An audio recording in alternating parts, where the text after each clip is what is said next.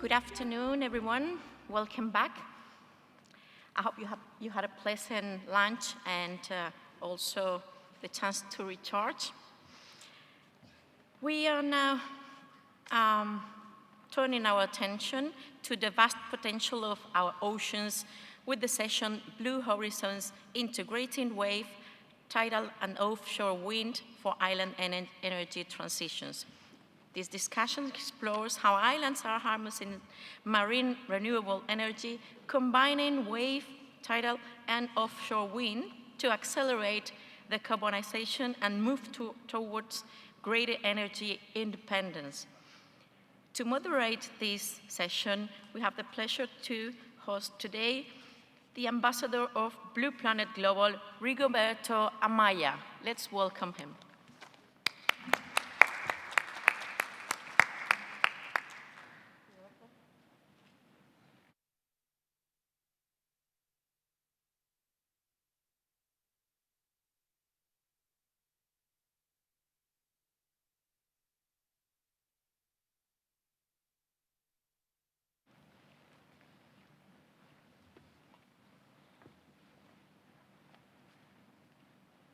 Buenas tardes a todos y todas. Bienvenidos a la Cumbre Global de Islas Sostenibles 2026. Es un placer acompañarlos a esta sesión como moderador. Nuestro colega Cristian Saquino, director de Infraestructura Digital y Plataformas de Eventos de Island Innovation, está en estos momentos en labores técnicas, lo que impide estar aquí con ustedes. Pero les envía sus mejores deseos y seguros lo verán por el pasillo en otras sesiones durante el transcurso del día. En nombre de Cristian y de parte del Cabildo de Gran Canarias, les queremos agradecer a todos los asistentes que han viajado de todos los rincones del mundo para estar aquí con nosotros, donde las islas son protagonistas en esta sesión. Esta sesión se titula Horizontes Azules, integración de la energía undimotriz y mareomotriz, eólica marina para la transición energética. Si esta no es la sesión en que desean estar, quédense porque están para algo bueno con todos nuestros panelistas de lujo del día de hoy. Desde la investigación y desarrollo en plataformas oceánicas, pasando por la consultoría técnica y financiera que hace que los proyectos sean bancables y se puedan implementar. La innovación del sector privado y la capacidad técnica local son lo que hace posible la integración de este tipo de energías en la red eléctrica. En 45 minutos vamos a recorrer el camino completo desde el laboratorio hasta el enchufe. Las islas de todo el mundo están redefiniendo las fronteras de la energía renovable marina, aprovechando no solo la eólica marina, sino también los recursos mareomotrices y undimotrices, para lograr la independencia energética y una profunda descarbonización. Hoy, nuestros panelistas nos compartirán los últimos avances tecnológicos, marcos regulatorios y lecciones aprendidas alrededor del mundo. Permítanme presentar a nuestros panelistas. Alejandro Romero Filgueira, gestor de proyectos de investigación y desarrollo y coordinador del proyecto Brain to Power en la plataforma oceánica de Canarias PLOCAN. Alejandro nos hablará desde la frontera de la investigación y el desarrollo en energía marina. Laura Rollo, consultora principal de energía limpia para el sur de Europa en Ricardo, una consultora internacional especializada en energía y medio ambiente. Nos trae la perspectiva de la viabilidad técnica y financiera en los proyectos marinos. And fourth, switching to English, Christina Burke, Program Manager at the Island Center for Net Zero, ICNZ. Based in Orkney, Scotland, ICNZ is led by the European Marine Energy Center, which is the world-leading test facility for wave and tidal energy. Christina brings the perspective of real-world island deployment and community-scale energy transition. Y por último, pero no menos importante, Mario González Fernández, técnico del Departamento de Energías Renovables del Instituto Tecnológico de Canarias, que es el brazo técnico del Gobierno de Canarias para la investigación y la realidad técnica que nos brinda Gran Canarias. Ahora, ¿están listos? Cada panelista tendrá aproximadamente 7 minutos para dar su perspectiva y luego vamos a abrir una sesión de preguntas y respuestas con la audiencia. Así que iniciamos con el primer panelista, que será Alejandro. Buenas tardes. De los 7 minutos creo que van a sobrar 2,5 aproximadamente, que se lo voy a ceder gustosamente a mis compañeros y compañeras panelistas. Porque a mí me han dicho que bullet points, ¿vale? O sea, la AI va con bullet points y yo bullet points. Y yo quiero destacar 3 bullet points. Mirad, normalmente cuando en el sector energético, el sector eléctrico, hablamos de territorios insulares, hablamos de territorios vulnerables, ¿no? Hablamos de sistemas delicados, de sistemas inestables, débilmente conectados o directamente no conectados. Y yo hoy quería aprovechar este espacio para no hablar de vulnerabilidad, sino hablar de oportunidad, ¿vale? Y sobre todo de una cosa, de liderazgo. ¿Liderazgo por qué? Porque desde las islas, y en concreto desde Gran Canaria o desde cualquier isla de nuestro archipiélago, se puede liderar la transición ecológica, se puede liderar la transición energética. Evidentemente, mi compañero del ITC pues, hablará después de las bondades del ITC. A mí me toca aquí hablar de las bondades de Plocan. Plocan es un centro tecnológico que tiene un banco de ensayos en el mar, un banco de ensayos real, en el que se ensayan tecnologías marinas. Muchas de ellas tienen que ver con la transición energética, muchas veces tienen que ver con las energías marinas, eólica offshore, undimotriz, corrientes, etcétera. Pero también tiene que ver con las tecnologías del mar, ¿vale? Tecnologías del mar o sensórica, observación oceanográfica, etc. Bien, yo creo que las islas pueden ser, no es que lo crea, estoy convencido de ello, que las islas pueden ser y son laboratorios vivos para esa transición energética. Por lo tanto, tenemos la obligación también de liderar esa transición energética. Este es el primer bullet point que yo quería remarcar. El segundo bullet point que yo quería remarcar era que además las islas estamos rodeados de mar, por su definición, claro. Entonces, además de esta transición energética, tenemos la oportunidad también de liderar esa transición puerto-mar, energía puerto-mar. ¿Por qué? Porque necesitamos estar interconectados, necesitamos el transporte marítimo, necesitamos a los puertos, que los puertos sean hub energéticos también. Por lo tanto, en las islas y desde las islas se puede liderar la transición energética y se puede poner el foco también en el transporte marítimo mundial, ¿por qué no? Este es el segundo bullet point que yo quería. Y el tercer bullet point, yo no tengo mucho acento canario, ¿vale? No soy canario, pero tengo 2 niños canarios. Entonces, a mí me han explicado desde el cole esto de la tricontinentalidad y todas estas cosas. Bueno, es que Canarias, y en concreto otros territorios insulares, otras islas, y Gran Canaria en particular, también puede ser ese bridge, ese puente de unión entre América, África y el continente europeo, la Europa continental. Pero no solo eso, sino que además se puede liderar la transición de todas las islas del mundo, poniendo como si fueran las islas del mundo un 6º continente, ¿no? De alguna manera. Entonces, ¿se pueden liderar proyectos desde aquí? Sí, se pueden liderar proyectos desde aquí. ITC es una muestra de ellos, Plocan es una muestra de ellos. Se lideran, se coordinan proyectos que quieren cambiar o ansían cambiar, o por lo menos ponen un granito de arena para cambiar el sistema energético. Desde aquí, desde Gran Canaria o desde cualquier isla del mundo. ¿Me ha sobrado tiempo? Excelente. Muchas gracias, Alejandro. Me quedo mucho con el cambio en paradigma que se debe tener de pasar de vulnerables, sino a oportunidades.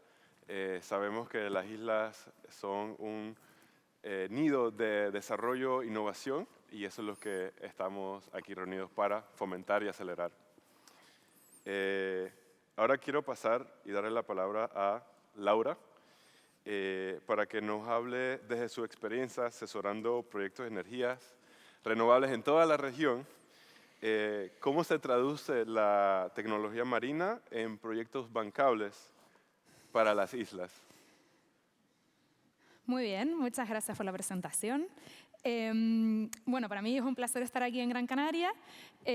Yo soy de Tenerife, de la isla vecina. Y bueno, para hacer un 50-50 castellano-inglés, I will switch to English, my presentation. So then, as well, I avoid an Spanglish a bit weird. So, well, offshore wind, pivotal to island energy transition. So when we talk about islands and when we talk about energy transition, we talk as well about the 4 main challenges that we all have been discussing today and yesterday here, which is cost, which is security of energy, which is decarbonisation, and as well resilience. And on the other hand, offshore wind normally is just one other renewable generation option that we have. But actually, for islands, it really can be a game changer. So the question here to all of us, it is offshore wind a solution for the energy transition in my island? And if so, how should I implement it? So let's talk about that. Okay, so Ricardo, where I work, is a consultancy, international consultancy, and we work with islands, island nations, and of course, other countries. So from Europe to Caribbean, as well from South Atlantic to Asia Pacific, in many topics related to energy transition and system planning. So for example, we do integrated resource assessments, we do grid modeling, grid studies. Of course, we do offshore wind assessment and other renewable energy and clean power technologies. Here it's just a view of all islands we have worked across the world. Maybe you see your island name in this list. Hi, so why islands matter in the energy transition? And here I would like to share the words from Professor that talked yesterday that said that we live in a world of islands with more than 85,000 islands populated in the world. So of course we matter. Claro que las islas importan en la transición energética. The costs are the highest globally. And the fuel dependence as well is the highest, as we are going to see in the next slides. And I want as well to touch on Alejandro's words that islands are ideal test beds for innovation and as well to implement new grid systems and mixed generation systems. And what can work in islands can work elsewhere. So here what I bring today with you, it's some graph. I'm not talking about all the details here, but the key idea on these 3 slides, it is that still in island nation, non-sovereign, sovereign islands, and as well seats, fossil fuel share is still 80% of the total electricity generation. This is a study made from Ember database of more than 200 countries from 2023 data. So we see still 90 or 20 or even less percentage of renewable share in the total electricity generation. So there is a lot to do here. So, but why so difficult then, the energy transition in islands? And definitely, it's not lack of ambitions. And I think we can see that from all the conference today. We really are full of ambitions to change this. But it's geography, it's a scale, and all the rest of problems that we know. Islands, we have all these options for clean technologies, and even more that are not in this screen. What happened? It is that solar, onshore wind, waste to energy sometimes reach to a limit due to the land scarcity, or as well environmental constraints, social constraints. So here is where offshore wind could be an option. Why? Because it doesn't need to compete with other technologies for the land. But of course, offshore wind is not for everyone. So where does offshore wind be a really game changer in the energy transition of islands? So here I noticed some points. First one, a strong and consistent wind resource. So average wind speeds less than 7 meters per second, unfortunately. Maybe this is not for you. Limited land availability.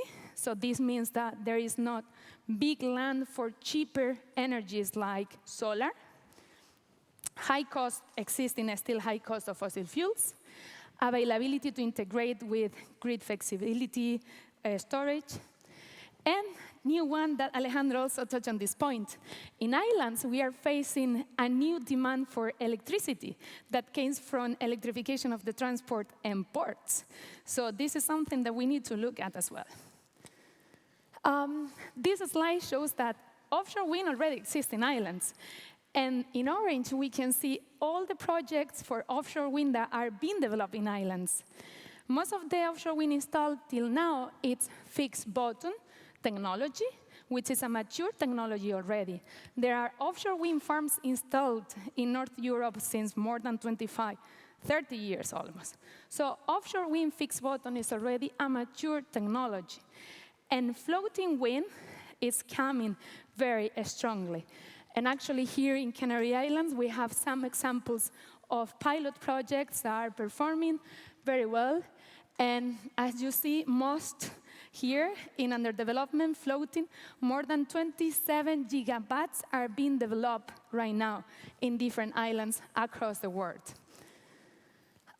So here I just bring two examples that Ricardo has worked with islands for offshore wind. And these two countries definitely show how offshore wind should be deployed in a country. First one is Bermuda, and thanks very much, Bermuda Regulatory Authority that is here with us today for trusting in us.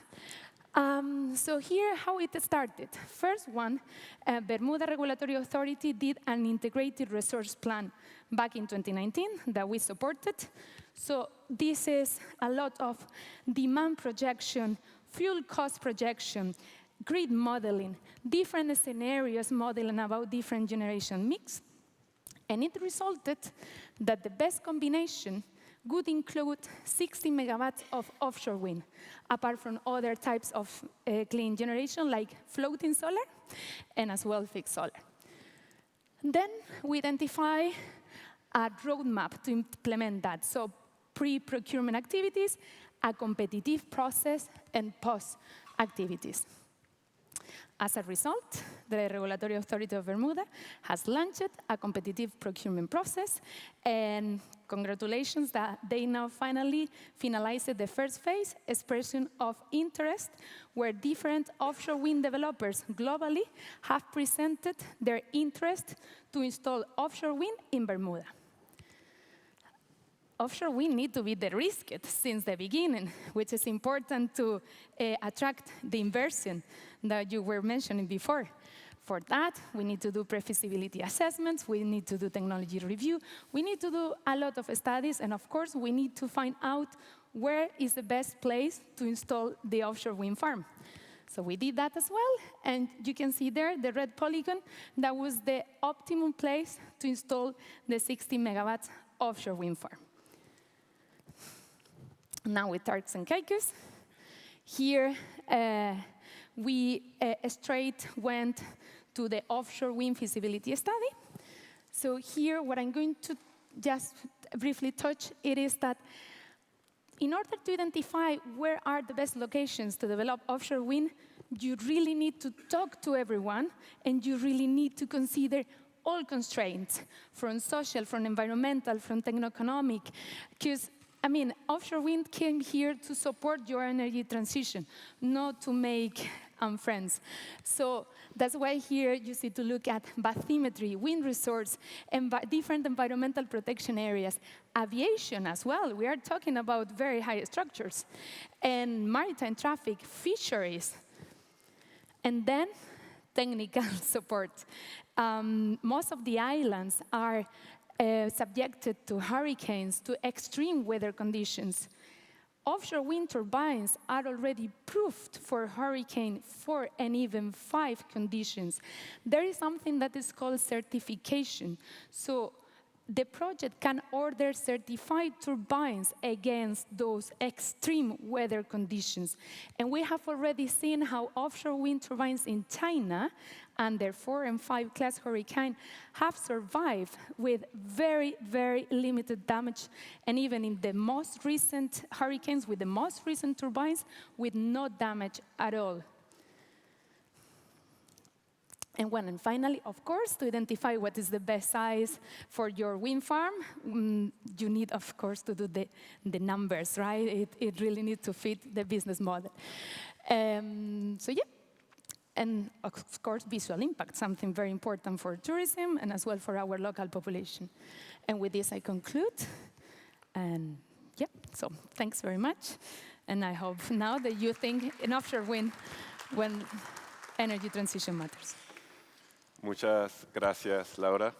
Excelente explicación de todo lo que han hecho, Ricardo, y me quedo siempre con el tema, esa estadística. 80% de la generación es fósil, y la pregunta es cómo podemos llevar que ese 80% sea 100% renovable, y lo más seguro hay que tomarlo de una forma holística desde los diferentes ángulos socioeconómicos para poder llevar estos proyectos.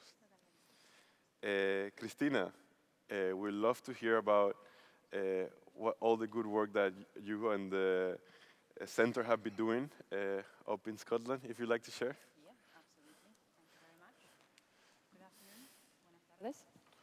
So I came here from Orkney, and Orkney is often described as a pioneering island in renewable innovation. So let me take you through the history. 1951, the first UK grid-connected wind turbine is installed in Orkney. When I say grid-connected, to the microgrid of Orkney, which is at that point still powered by a diesel power station. That changes in 1982, when we have our first subsea cable, a 33 kilovolt one, installed across the Pentland Firth. That changes again in 1998, when a second 33 kilovolt subsea cable is installed. At this point, the diesel power station is only used as a backup generator. And the two cables combined have a capacity of anywhere between 34 to 40 megawatts. Mind the demand in Orkney Islands is around 7 in the summer to around 36 megawatts. 2001, House of Commons Science and Technology Committee recommends a creation of European Marine Energy Centre. 2003, this becomes a reality. EMEC, as we like to call it, which is a first and foremost test site for marine renewables and marine devices, is created. And the ball just keeps rolling. 2006, Orkney is recognized as registered power zone. 2009, this is an important date. At this point, the two subsea cables are no longer serving just for the demand of the island, but are also serving as a demand for mainland Scotland. So the energy is flowing both ways. And because renewable energy is becoming more of a thing, there seems to be quite a lot of it. So in 2009, active network management is created. It's essentially a smart grid balancing system that is dividing mainly outer islands and then parts of Scotland, the remote parts, into zones with pinch points. And it's recognizing when there is too much energy in the system and there is a risk of blackouts, and that's when it sends messages to the generators to stop generating. Curtailment. We don't like that word. 2013 is the first year that Orkney is generating more electricity than its demand. 2016, the first prototype of a tidal device is being tested in the Fall of Warness for a year. Data collected, lessons learned. 2021, the current tidal device, O2, is anchored in Fall of Warness and is generating 2 megawatts of electricity. Now, why is it important? Tidal energy is one of the most predictable renewable energies in the world. 4 times a day, tide in, tide out, tide in, tide out. In the case of Fall of Warness, which is a body of water where Atlantic and North Sea meet, we are talking about 500 million tons of water flowing through 10 miles an hour. Doesn't seem like much. Try to run it. The reason why it doesn't need to be so fast, like for example the speed of wind, is because water has much higher density. You also do not need massive blades. But however, at this point, we are already curtailing quite a lot. And the plans for the next tidal turbine, which can generate up to 200 megawatts, which is roughly 200,000 households, is being planned. So currently, there is a new subsea cable, HVAC, being built across Pentland Firth, and that one can carry across 250 megawatts. Fantastic. Now, what's the cost of being a pioneer? It's often a question that I've been asked. And I think this is the question you need to ask the islanders. Because the truth is, only 70% of Orkney population powers their electricity and their heating, powers their heating with electricity. The reason for it, it's expensive. The way how it works, nominally, is that all generation is sucked into the grid, driven down, and then matched with demand and driven back up. In reality, that means that islanders are subject to really high transmission charges. Seems a little bit unfair. So in order to mitigate this, 3 years ago, a new proposal has been submitted called Modification P441. Now, what does it do? P441 is essentially a modification that will allow measuring generation, matching it with every half an hour to the demand, and if it matches, it can be considered as local, which will strip it of the extreme charges that islanders are subjected to. So with this in mind, there are 4 important implications to remember. The current system is attacking the equity issue. It is basically pushing islanders to be edge communities instead of the main beneficiaries. Efficiency problem, because the clean energy is often curtailed instead of utilized. It's often an innovation blocker, because it's actively discouraging from adopting new technologies. And it is also a climate contradiction, because it is forcing islanders to use other non-renewable energy. So with this code change, we are not only talking about a simple technical code change. We are talking about a rule that can potentially change a financial liability for communities into a potential investment and renewable success. Thank you very much.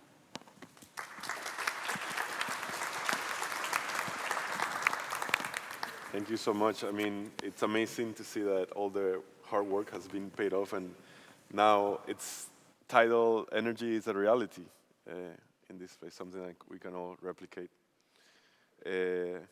Ahora vamos a pasar a alguien aquí de la casa, Mario. Tu equipo trabaja directamente en maximizar la penetración de renovables en las redes insulares canarias. ¿Nos puedes comentar un poco de tu perspectiva y el trabajo que haces? Por supuesto que sí. Voy a ponerles una presentación.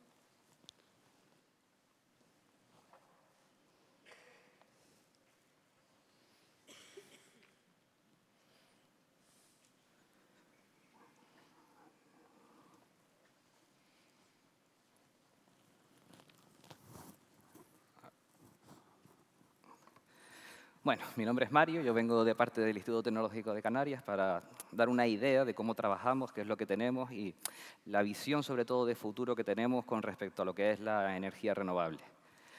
Cabe destacar que solo en el Instituto somos más de 240 personas trabajando, de las cuales 35 de ellas se dedican solamente en el Departamento de Energía Renovable.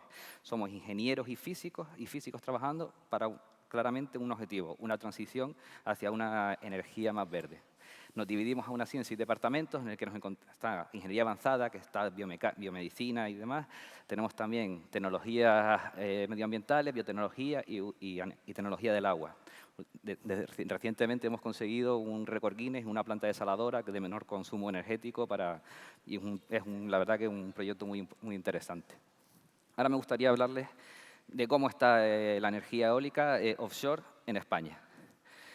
tuvimos un hito muy importante en el 2023, que se habilitaron por fin, se aprobaron las zonas POEM. ¿Qué nos dicen las zonas POEM? ¿Dónde vamos a poder poner energía offshore en España? Antes de esto era imposible realizar ningún proyecto porque no sabíamos si nos iban a permitir o no. Canarias está bien posicionada, tenemos más de 5 zonas con una viabilidad donde poder colocar nuestra primera granja eólica offshore. ¿Qué hemos hecho desde el ITC? Somos expertos en creación de mapas de viento, en predicción de modelos. Tenemos un escáner LIDAR que instalamos en noviembre del 23, que ahora les hablaré de él, que ha sido un hito muy importante para nosotros. Hacemos estudios de micrositing, en optimización de redes, o sea, estamos muy metidos en la eólica, creemos en ella y le estamos dando mucha importancia, la estamos desarrollando a un nivel muy técnico. Uno de estos avances que hemos tenido es el LIDAR, el Scan LIDAR. El Scan LIDAR lo colocamos en noviembre de 2023. Este Scan LIDAR nos permite medir el viento, las condiciones del viento a unos 20 kilómetros de la costa y hasta 180 metros sobre el nivel del mar.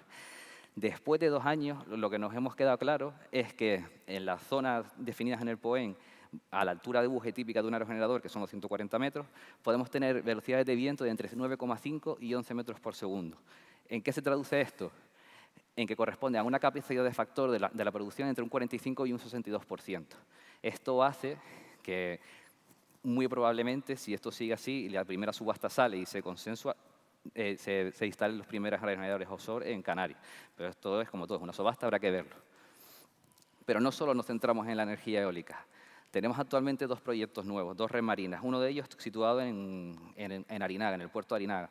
Estamos desarrollando un laboratorio de hidráulica que consiste en una piscina de olas para ensayo de prototipos. Estamos hablando de que son 400 metros cuadrados de piscina con una profundidad de 5 metros y en las que seremos capaces de generar oleajes de hasta 0,8 metros de altura con unos periodos de 4,5 segundos. Adicionalmente a este laboratorio de hidráulica, estamos desarrollando 5 zonas de plataformas offshore para testear prototipos en entornos reales. Tenemos 3 de ellas en el puerto de Arinaga. En un primer momento se hablará de eólica offshore, de udimotriz y solar. Y luego en el puerto de Las Palmas tenemos otras 2 zonas ya concesionadas para ensayo de udimotriz y fotovoltaica.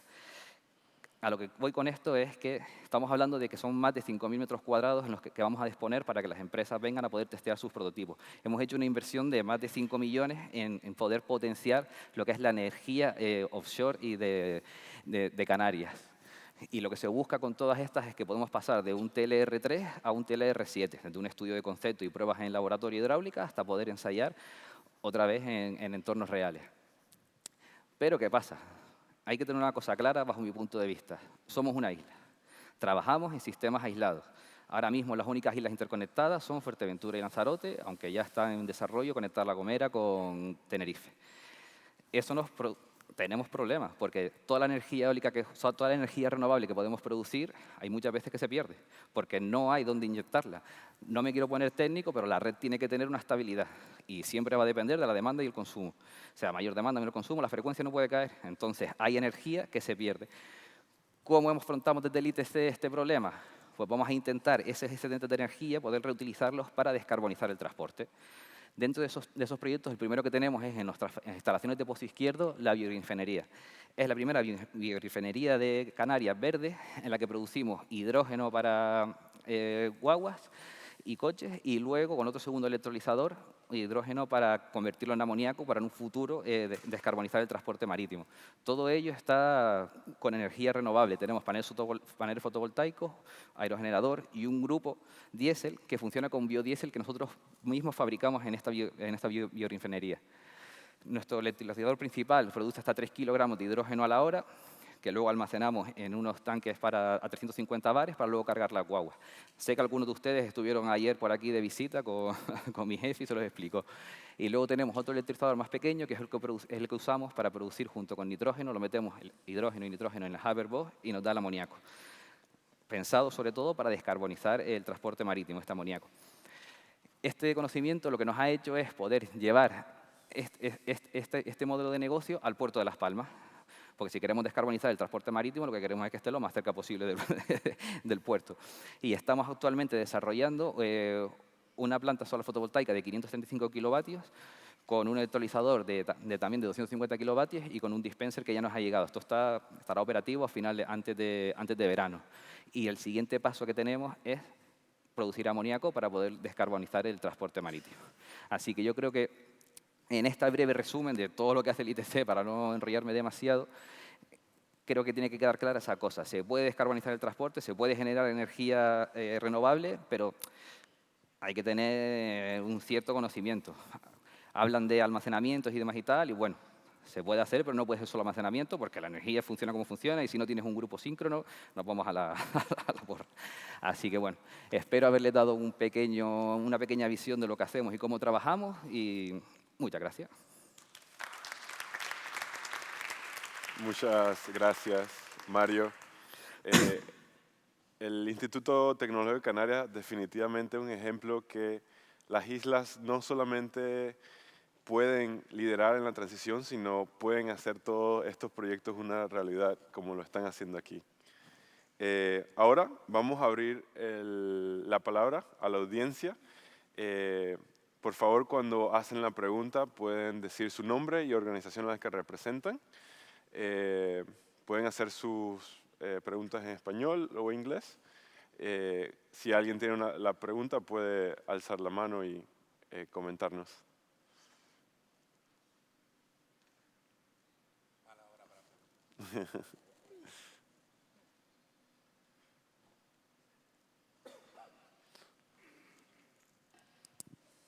Hola, buenas tardes. Mi nombre es Lorena Naranjo y vengo de la empresa pública GESPLAN.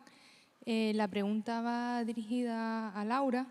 Me ha parecido súper interesante toda la explicación y la ponencia, pero no sé si brevemente pueden explicarnos la experiencia en esos otros estudios de casos que has explicado, tanto en cuanto a la aceptación por parte de la población local de la instalación y demás. Que hay reverberación, sí. O me acerco. A lo mejor si hablo así. Mejor. Solamente quería saber la posibilidad de que pueda poner ejemplos y qué tipo de mecanismos han utilizado para digamos, dialogar con la población, cómo fue la aceptación de la población local en los casos que Sí. Sí, y en todos sitios yo creo que hay un elemento común que siempre ponemos quizás un poco en duda o miedo con todo lo que viene nuevo muchas veces. Y por supuesto estamos hablando de una instalación que irá en el mar y donde hay muchísimos otros usos en el mar.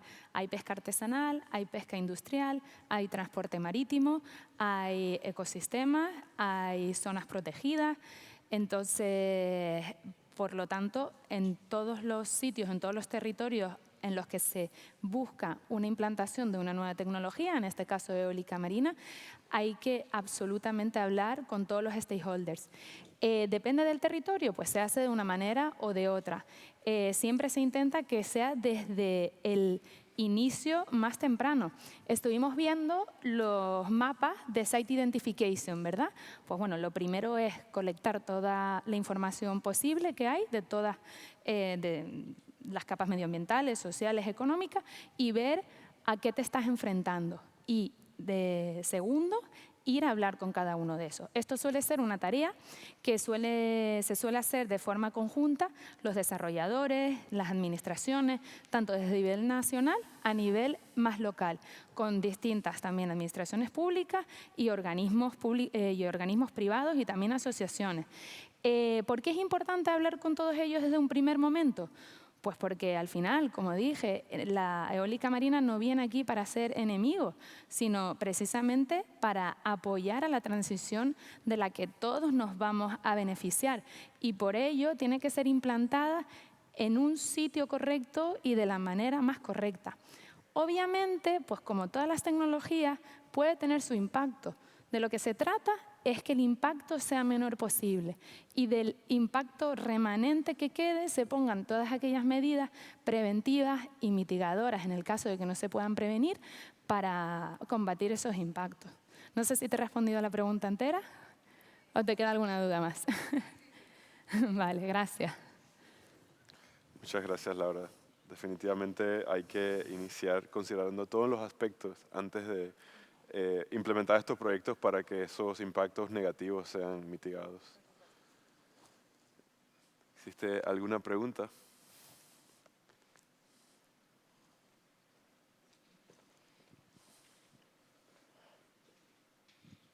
Sí. Raúl García, del Cabildo de Gran Canaria. Quería preguntarle al técnico del Instituto Tecnológico de Canarias. Bueno, se habla de amoníaco, pero realmente parece que no está muy claro cuál va a ser el vector energético del futuro en el transporte marítimo, ¿no? Mi pregunta es si el Instituto Tecnológico de Canarias se está planteando también la producción de metanol verde, porque, bueno, parece que el metanol podría ser otro de los vectores energéticos, ¿no?, del transporte marítimo en el futuro. O sea, ahora mismo estamos centrados en, digamos que la producción de hidrógeno ya es el pasado, entre comillas, eso ya se ha conseguido hacer. Estamos investigando el amoníaco para marítimo, eso es verdad que está todavía en fase de preexperimental, pero por lo que yo he visto en mi departamento, estamos tirando más hacia volver al hidrógeno, pero con pilas de carburo, con almacenamiento del hidrógeno, pero no en un estado gaseoso, sino en un estado sólido. ¿Cómo funciona esto? Tú coges el hidrógeno, lo bajas a una baja temperatura, lo enfrías y esas moléculas de hidrógeno penetran dentro de un material que puede ser el calcio o no me acuerdo exactamente cuál era. Luego tú vuelves a calentar y ese hidrógeno sale. Entonces es una manera más segura, porque al final lo que todo el mundo teme del hidrógeno es que es muy inflamable. Es muy inflamable y no deja de ser un combustible peligroso. Pero lo del metanol, la verdad que de momento no tenemos líneas abiertas, que yo sepa. Me gustó mucho esa pregunta. ¿Tenemos otras por acá?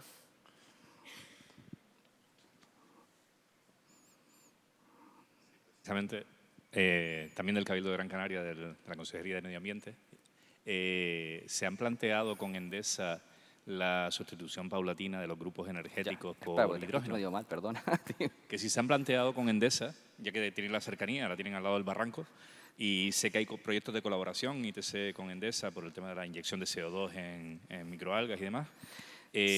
La sustitución paulatina de los grupos electrógenos de Endesa en la central térmica de Juan Grande por empezar a hacer pruebas con hidrógeno. O sea, no tenemos un convenio ahora mismo con ellos. Cambiar un ciclo combinado por uno de hidrógeno puro es caro, es un follón. Lo que sí se está investigando, no aquí sino fuera, es hacer pequeñas inyecciones de hidrógeno. Lo que buscamos es reducir un poquito el consumo de los combustibles fósiles, cambiándolo por este caso por hidrógeno. Pero ahora mismo Endesa, hasta donde yo sé, no está interesada en colaborar ni que abramos líneas de investigación con ellos con respecto a este tema. Muchas gracias por la pregunta. Tenemos quizás oportunidad para una pregunta adicional. Si alguien de la audiencia no tiene una, entonces yo tengo una preparada para Cristina. Based on your experience, what can be transferred and learned from to other islands, and what cannot be transferred? Things that are really unique that you don't think it'd be possible to transfer, and what are those things that could be transferred then to the other islands? It's a very good question. In terms of tidal energy, not every location is suitable for anchoring a tidal device. We do have a very good history of lessons learned by experimenting with different renewable energy devices, and tidal especially. So things that definitely can be transferred are all the things that people do not see that are being done around the testing. And one of the things I think has been mentioned here, yes, exactly, are the environmental impacts. So even though the tidal device is now anchored in Fall of Warness, there is still an ongoing environmental investigation on how these devices actually affect the marine life and what happens when they are there, what is the level of biofouling. And all of this is a very important lesson that we can pass on anyone else who would like to do these experiments. I think that's the most important bit. thinking about tidal devices. Yeah, thank you so much for sharing. I think we're just about time. I'd like to thank our panelists por estar aquí con nosotros y compartir sus conocimientos. Y el mensaje es claro, ¿no? Las piezas existen. No es un libro de ciencia ficción. La tecnología se puede implementar y solamente es cuestión de iniciativa y poner todas esas piezas juntas para hacer todo esto una realidad. A todos los asistentes, muchas gracias por estar aquí hoy. Aprovecho la oportunidad para invitarlos al próximo sesión a las 2:45 el día de mañana, donde Blue Planet Alliance, organización a la que represento, va a continuar la conversación en cómo pueden estas islas llegar a 100% de energías renovables al 2045. Así que, de mi parte, espero verlos a todos allí. Y bueno, los motivos a conectar con nuestros panelistas en lo que queda de la conferencia para que puedan sacar la mayor fruto de todo esto. Así que muchas gracias a todos y que disfruten el resto de la conferencia.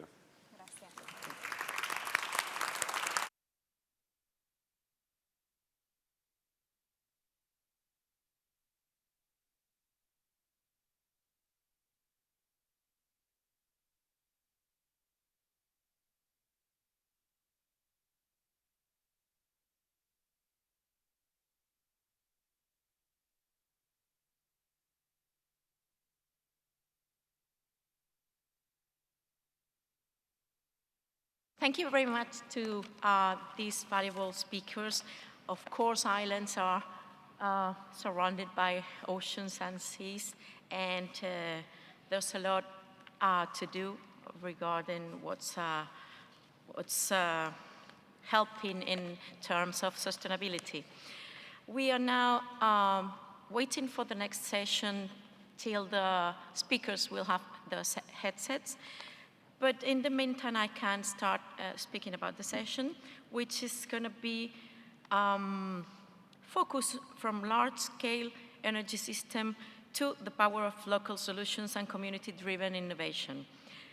The name is Community Power, Batteries, Microgrids, and Energy Innovation. During this session, they will explore how islands are leveraging advanced storage and microgrid technologies to strengthen resilience, energy independence, and community engagement. We will be having as a moderator Mr. Danny Kennedy, Director, Solar Global Council. And our speakers will be Dominique Gonsalves from Naviera Energy, Nawan Murray from Blue Planet Alliance, Sam Cockwell from FIDC, Ms. Carla Isari Díaz Ortega from Energía Solar Gran Canaria. So just let's give them some minutes and they will be on stage with you. Thank you very much.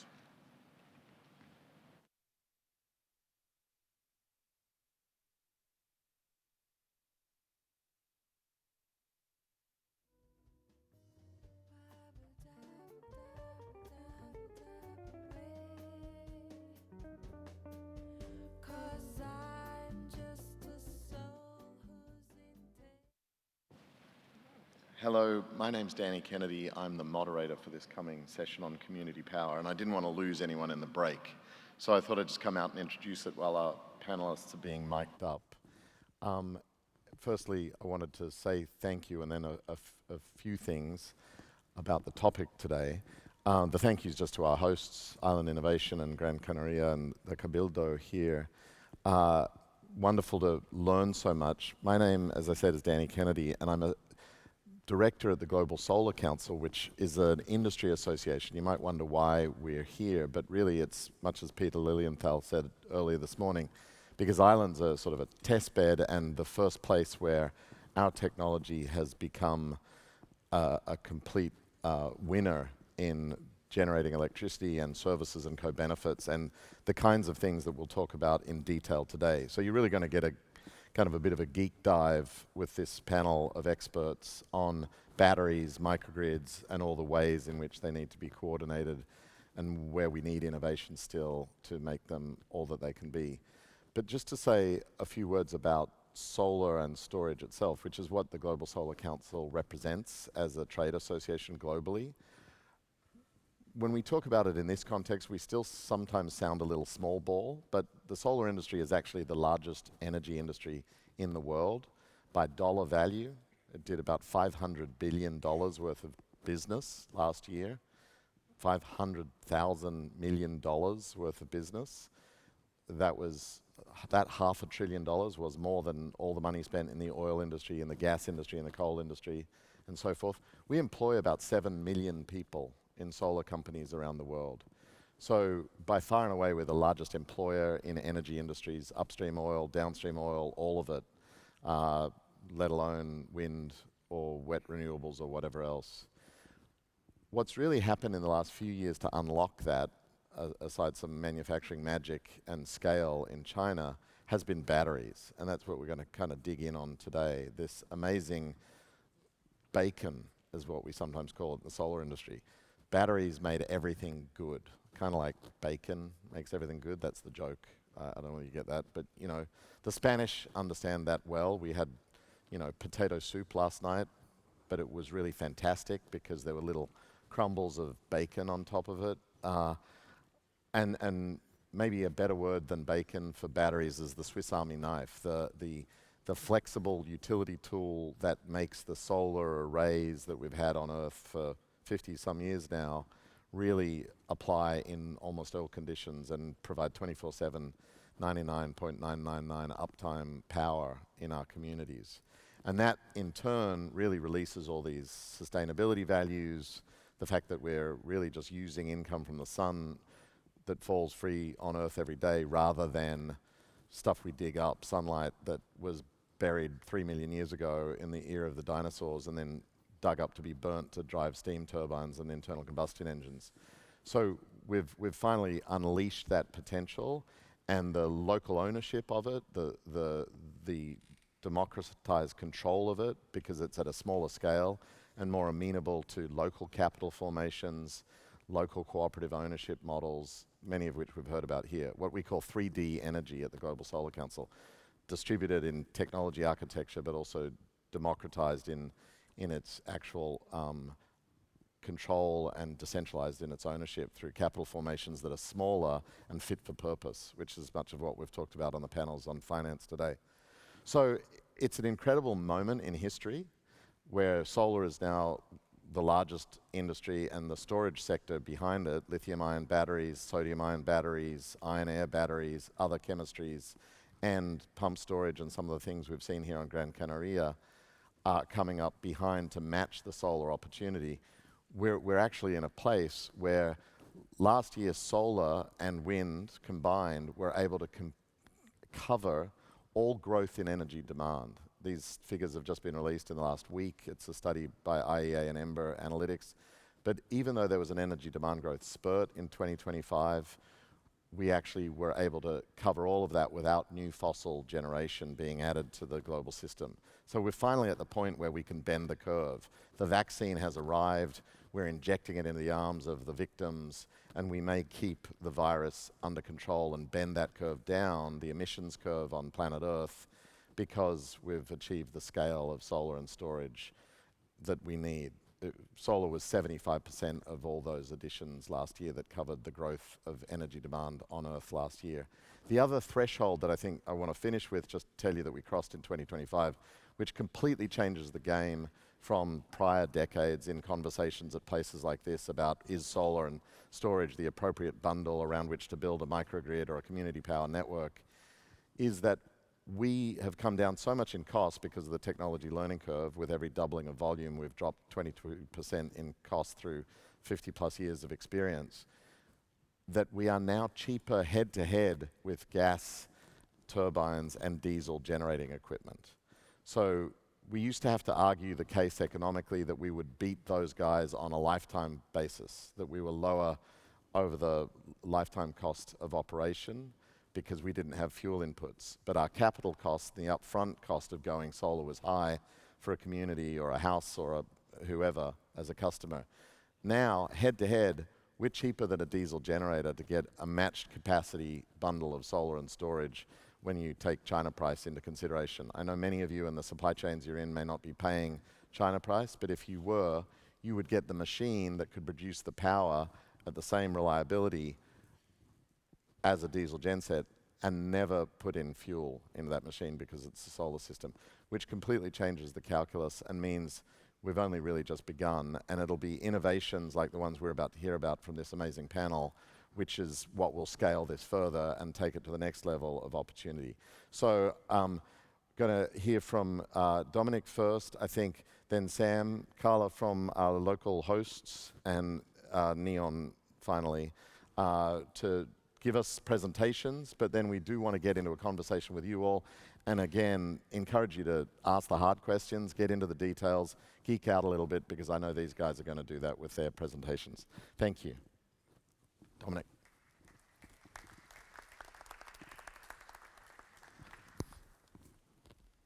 Hi, good afternoon to all. Dominic Gonzalez from Naviar Energy. Over the next 5 minutes, I'd like to really condense all the lessons I've learned and insights in developing, designing microgrids for the last 10 years, and really leave you with an update of what has changed to date, and specifically what has changed over the last few years and few months, which I think is quite relevant. So back in 2016, the goal was to get to around 60% renewable penetration, renewable energy penetration on the grid by incorporating solar and wind and lithium-ion batteries. In other words, to displace mostly diesel and heavy fuel oil on islanded grids. Back in that time, these were relatively simple systems using grid-following inverters, and since then we've come a long way. In 2019, I was involved in a project in Madagascar, actually for a mine on the south of Madagascar for Rio Tinto. That was an off-grid mine burning around 80 megawatt equivalent of energy using heavy fuel oil. We helped design a system that is now in operation, 16 megawatts PV, 14 megawatts wind, and a 16 megawatt hour battery. So currently that has reduced the heavy fuel oil usage of that mine on the south of the island by more than 60%. In 2020, we developed or designed a project in the Caribbean, a much smaller system for an island in the Caribbean that was fully reliant on diesel with the population of about 500 people. So a much smaller system, but we managed to really at that point enhance the renewable energy supply for the project, which was quite interesting at the time. By oversizing the solar and the batteries, we basically got up to around 88% renewable energy capacity. So we enabled that island to reduce its diesel consumption by 88%. That project is now in operation. I'm glad to say that it is currently working well. And I remember at the time in 2019 and 2020, at that time when we were busy with the design, the price of diesel for that particular island was $2.50 a gallon. Today it's sitting at over $5. That means that the price of diesel has doubled since then over the last 5 years, while the price of renewable energy has halved. So that project was an absolute no-brainer for that island utility, and they're now reaping the rewards of providing cleaner and cheaper electricity to its residents. A bit of a fun fact, so microgrids are deployed globally for islands, but also for islanded grids, so for remote grids across Africa, and across difficult jurisdictions that are not typically connected to a well-functioning interconnected grid like we have here in Europe and other places. So microgrids are typically deployed in islands, but also mines, for data centers, for hospitals, and other types of critical loads. And anywhere where there's a remote or an unstable grid that is typically using a lot of backup diesel or heavy fuel oil during times of power unavailability. Microgrid engineers, fun fact, often use technical terms such as islanded microgrid, or operates on island mode, or can it island, or it needs to island or needs to have islanded capability. So I think that it's quite intrinsic that microgrids have been designed from the beginning with islands in mind. I think that most of our island viewers have at least some element of renewables installed by now. As mentioned, 10 years ago, it was largely just sort of solar to offset diesel, then solar and batteries. But now we're really moving into another phase And I think that what's changed in the last 3 years or so, even 2 to 3 years, I think has been two main advancements which are worth mentioning. So the first is a technological advancement in grid-forming inverters. So prior to COVID, these were not really commercially bankable, especially at scale. And we can really say that after 2022, 2023, there are a lot of grid-forming inverters now in operation across islands and islanded grids globally. What this does is really enable renewables to provide high-quality power or power electronics. So this enables microgrids to perform very technical functions which are very important to system operators, such as black start, seamless transitions, ramp-up time, and basically enable for the microgrid dependent on renewable energy to handle all of the variability and fluctuations that the solar and wind typically produce, and enable a sort of a high-quality production of power. And then the second element is really this this recent oversizing of the capex or of the hardware. All of the cost reductions, specifically in PV, in solar and batteries, has enabled it to make sense to oversize the capacity of solar and batteries in order to provide a higher renewable energy penetration for these systems. So right now you've got projects under construction and soon to reach operation that are able to provide almost fully dispatchable renewable energy power that is providing high quality and uninterruptible dispatchable power. Right now we're getting to more than 90%. So there's currently a project recently about to be commissioned actually in Africa for a copper mine in the DRC in a very remote jurisdiction. That is 28 megawatts of solar and batteries, but we'll be able to provide more than 95% of renewable energy power supply, for more than 95% of the time on this 24/7 mining operation. So lastly, I would say that, people who are quite anti-renewables have often said that renewables can't work all of the time or can't provide the same level of power quality that fossil fuels are able to provide. I would argue that both of these arguments have quite recently been refuted. And as a third element, what has changed in the last 7 weeks?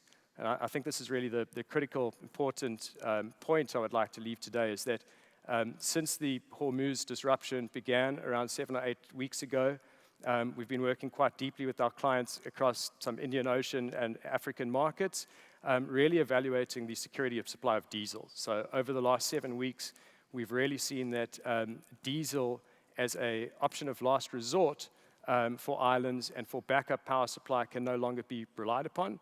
The cost of diesel has increased 40% over the last 7 weeks. We believe that even if the disruption ends tomorrow, it's going to result in expensive diesel prices and some fragile availability for the next probably 1 to 2 years or more. And that is not only diesel, it also applies to crude oil, to aviation fuel, and to LNG. So also island markets that are operating on combined cycles using LNG for load following. So what does this all mean? As the cost of fossil fuels has gone up and the element of security of supply has been in question over the last 7 weeks, renewable energy, and specifically renewable energy microgrids, are really being repositioned to date as being instruments of energy security for islands that can provide autonomous on-site power supply from the sun and on the wind without needing to rely on importing fuels during times of crisis. I think that's the main points from us today. We really believe that for island nations, it's an important moment in time to review your energy strategy because a lot has changed in simply the last 7 weeks. And we believe that a lot will change going forward. And I think renewables has been on the same consistent trajectory over time to deliver more reliable, sustainable, clean energy. Thank you. Sam, you're up. Go for it. Thank you, Dom. Thanks. Hello, good afternoon, and thank you for inviting us to this fantastic event.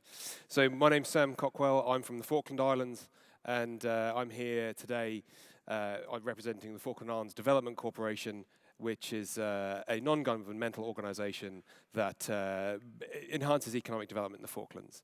But specifically, my former role was in delivering microgrids in the Falklands. The Falklands is an unusual island in lots of ways, as are all islands, I suppose, in that we have a tiny amount of people, with 3,700 people, but a significant area of some 12,000 square kilometers.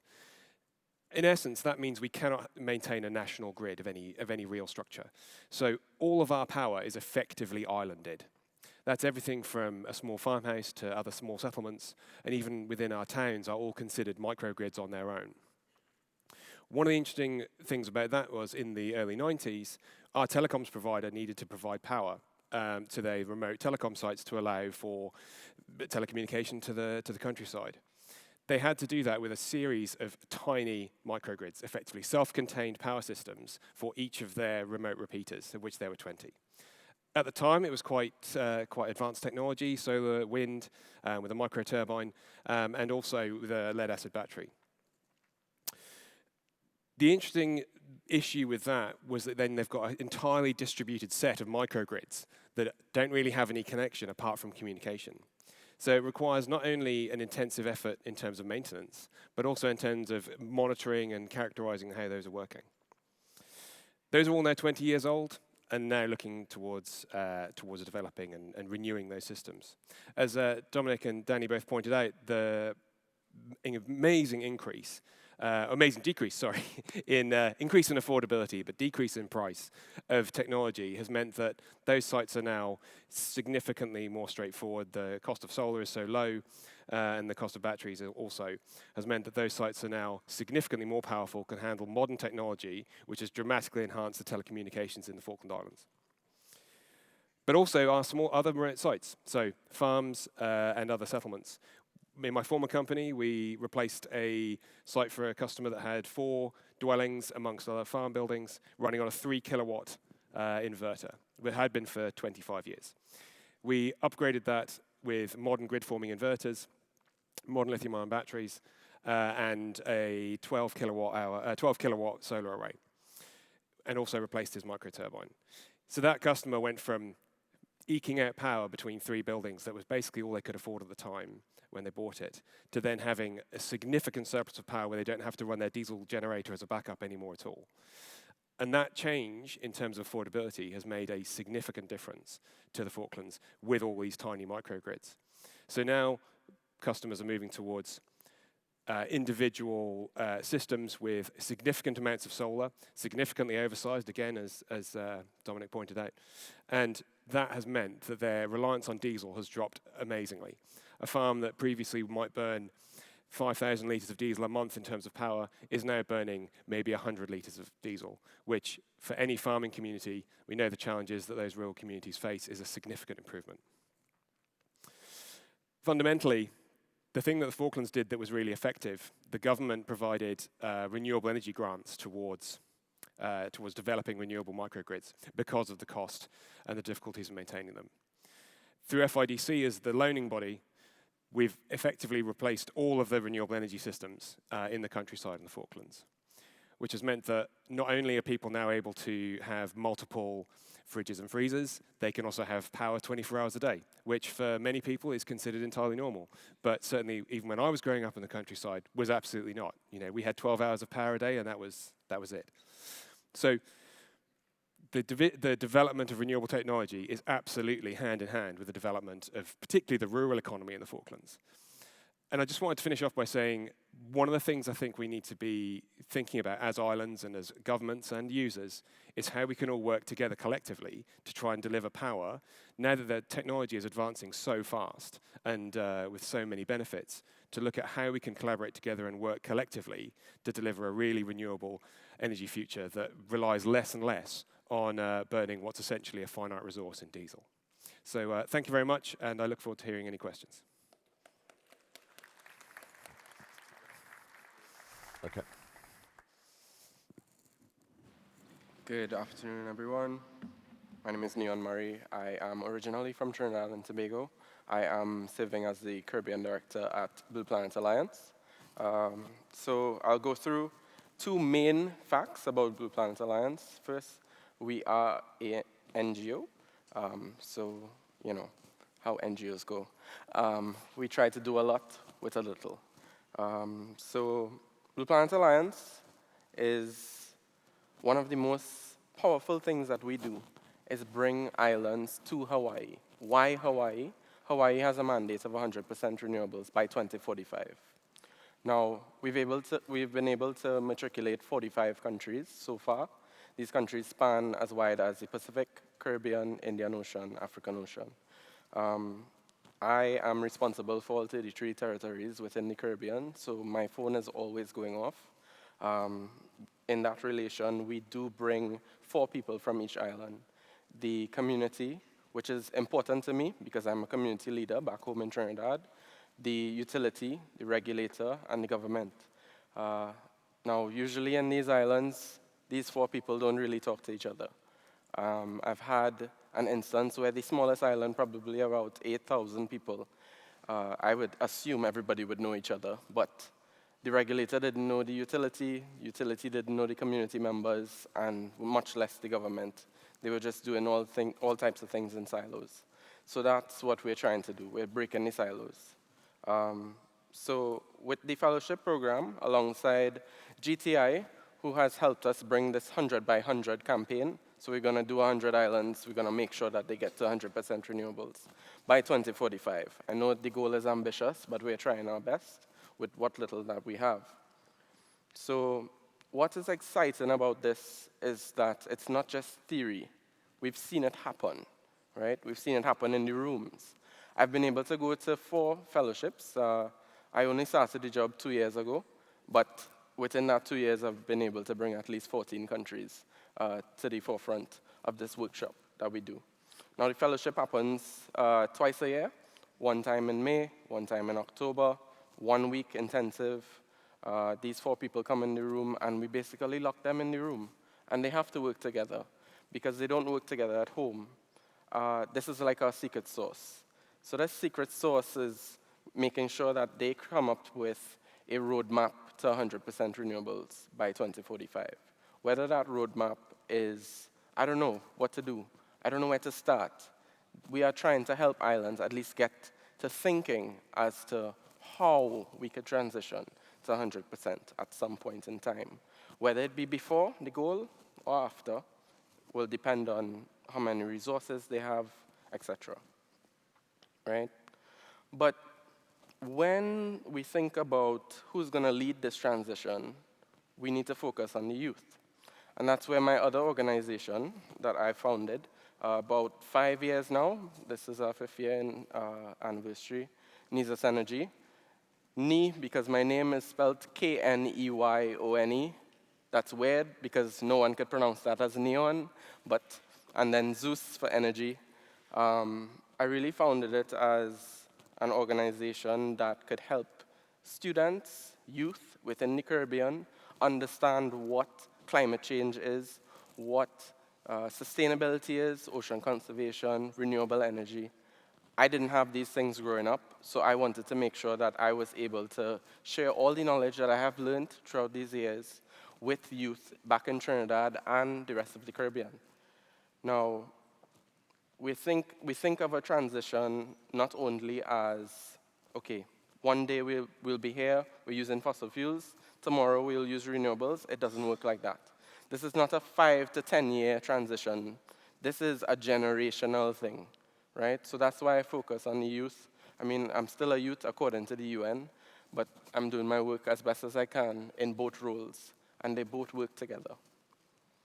So when we combine these two, both the island collaboration with BPA and my youth programs, I just want to shout out one youth program that I'm really passionate about that I started.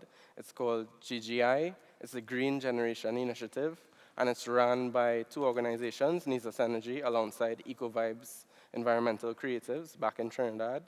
We are able, sometimes out of pocket, to bring about 20 students between the ages of 16 to 21 to workshops at least once a year. And, you know, I really can't not do it, because I cried when I didn't have these opportunities when I was young, and I cannot say no to these youth when they come asking for a workshop just to have fun with each other and learn about climate change. So with that, The energy future is here. We need to stop working in silos. We need to start working together because one man's issues could be another man's solution. So that's why we connect both the Pacific and the Caribbean. One example I could give is when Guam had their typhoon and nothing happened to their solar panels, nothing. But then we had a hurricane in Grenada, and Carriacou, small island of Grenada, completely flattened. I know the minister personally, and she cried when this happened. So we've connected the two, and Guam is now helping Grenada to try to rebuild that stronger and better. So that's a bit about me and Blue Planet Alliance and Nisus Energy. Thank you so much.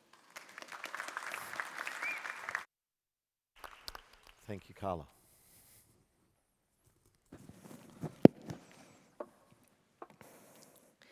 Well, good afternoon, everyone. Thank you, Danny, and thank you, all my colleagues. I'm Carla Isari. I am a CEO of Energía Solar Canarias. That's a local installer here in Gran Canaria. First of all, I would like to speak about, my company was founded by my father 20 years ago, more than 20 years ago. And back then, no one understood what solar energy was, and the only ones that understood that were foreigners. So I think that brings something I would like to speak about is that the energy transition, it's not only technological, but cultural. I think it's very important, and we all have the responsibility as by being in the energy sector to educate the people about energy, about the importance of this transition.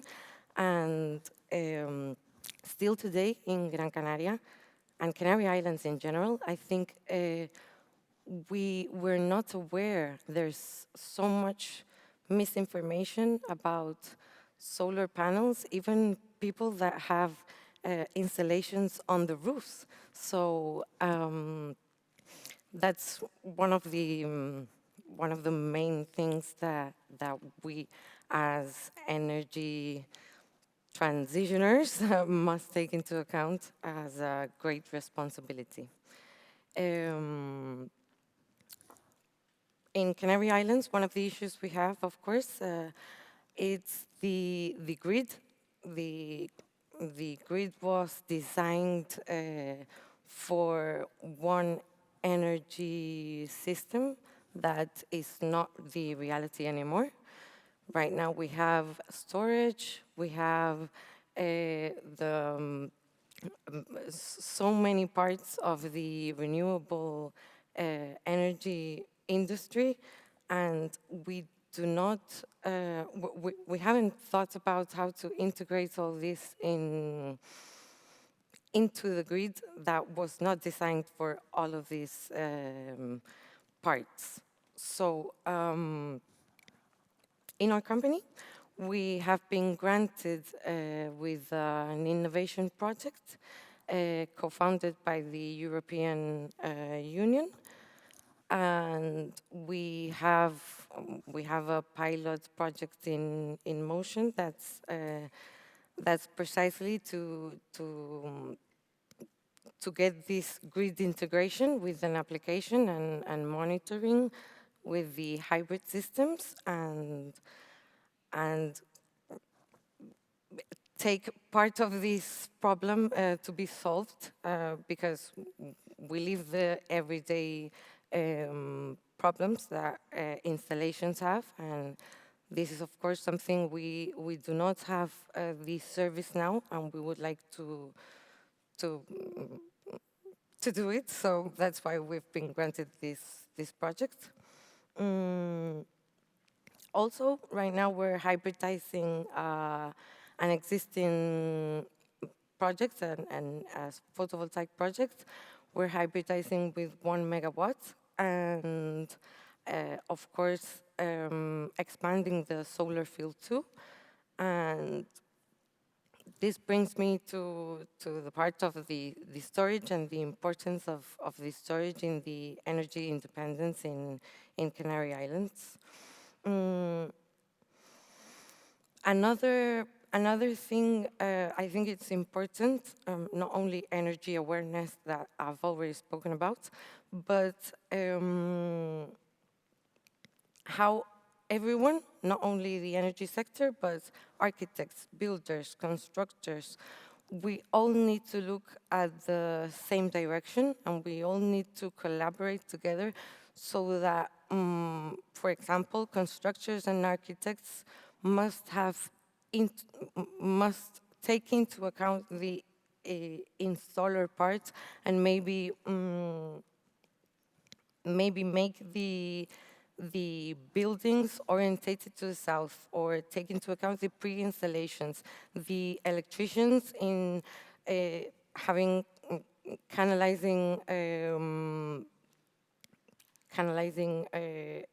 how can I say this, sorry. They need to take into account that a photovoltaic field must also be integrated in the new buildings and all the infrastructure. And well, with all this, I would like to say just that we all need to collaborate into the same direction, because every system is composed by various parts, and if the parts do not go in the same direction, we're not moving forward. So I really think Canary Islands can lead this transition, and this is something very personal. We have a mission and a commitment with all the islands. Thank you very much. Thank you, Carla, and thank you all. What a wonderful panel to get a business perspective, an NGO, someone who's been building systems for a government in a far-flung island, and then a consultant engineer who knows his stuff about building these things. I had a bunch of questions I wanted to dig in, but we've only got 10 minutes left, so I want to give you the chance to ask questions.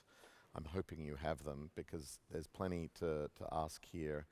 Who would like to go first? The gentleman in the middle. Thanks. Get him a microphone. And I can listen to the translation if you're in Spanish. Hello, everyone. Thank you for the interesting discussions. I had a question, if you can give a word about energy management, because controlling a grid with PV, wind, batteries, and gensets is not the same as operating a grid with only gensets. So can you say a word about this? Who would like to dig in on energy management? Dominic. Give a couple words, and anybody else can jump in. Yeah, I think that it's important to note that, for almost all microgrids, they're all getting integrated into an existing system, whether that system is maybe only just diesel gensets, there might be existing PV there might be other generators there. And I think that, as I was mentioning earlier, one of the biggest technological advancements hasn't happened necessarily in solar or batteries itself, but really in the ability to support the solar and the batteries to do the function that it needs to do quicker, faster, and almost in immediate response time. And those sort of two components really are the grid-forming inverter and the energy management system. And it's really been around the software, the software AI integration side of the energy management system that has had a huge amount of advancement in recent years. And that's really a great thing, because I think there was a stumbling block for many years. A lot of microgrids were sort of in early planning and development, took a long time to get off the ground. It's a lot of work to figure out the technical integration, the integration of completely different electricity generation technologies, such as wind and PV, integrating with different types of diesel gensets, with HFOs, and for all of that to speak to each other and ensure that the system can meet the response times that it needs and to do the job it needs to do in a matter of not only seconds, but less than a second response time. So I think it's really important today to note that, especially the digitalization of some of this technology has really, really advanced, algorithmic-based aspects that have enabled, I would say, less human hours that need to be spent really going over iteration of optimization to kind of fine-tune, both in planning and in operations. So I would say that it's quite important when you are going out on an RFP process to procure a microgrid. 10 years ago, it was, you go out and you procure PV plus BESS or solar plus batteries. But it's quite easy to forget the more important parts, actually what holds that whole system together, and that's just ensuring that you've got the right specifications for the grid forming inverters, for the energy management systems, and that ultimately to try and specify in these processes that it needs to do this, this, and this, and that is that it needs to operate really fast response time, etc. Because if you go to the market and you ask for a simple PV and a BESS solution, and you kind of neglect to ask for the more complicated stuff, you kind of get what you ask for, and that's these days very under-optimized what you're going to get. So yeah, I think it's just important to scope it out properly. Sam? Yeah, just to see, I completely agree with what Dominic's saying. The advancement in inverters and the capacity of the energy management systems within them is completely transformative. Even in the last 8 years, we've seen the microgrids we're working on go from individual components managing parts of the system to it all being a hybrid inverter in one box. So the beauty of that is your grid is always being formed by your inverter, so your hertz and everything else and voltage are incredibly stable, more stable than a small generator would be on a microgrid. So I just wanted to absolutely agree, and what we saw in the last 8 years is that the change to a hybrid inverter system made enormous difference to grid stability in microgrids environments.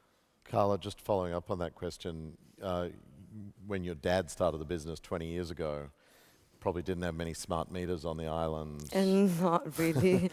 And so of course it was... Do you go retrofit systems now with some intelligence, digital technologies? We do, yeah. we do, of course. Can you talk a bit about that? Of course we use retrofit, but we prefer right now with the sorry. Our experience with retrofits are not very good, so we prefer adapting the installations that we had to new ones. But of course, there's some of them that have retrofit.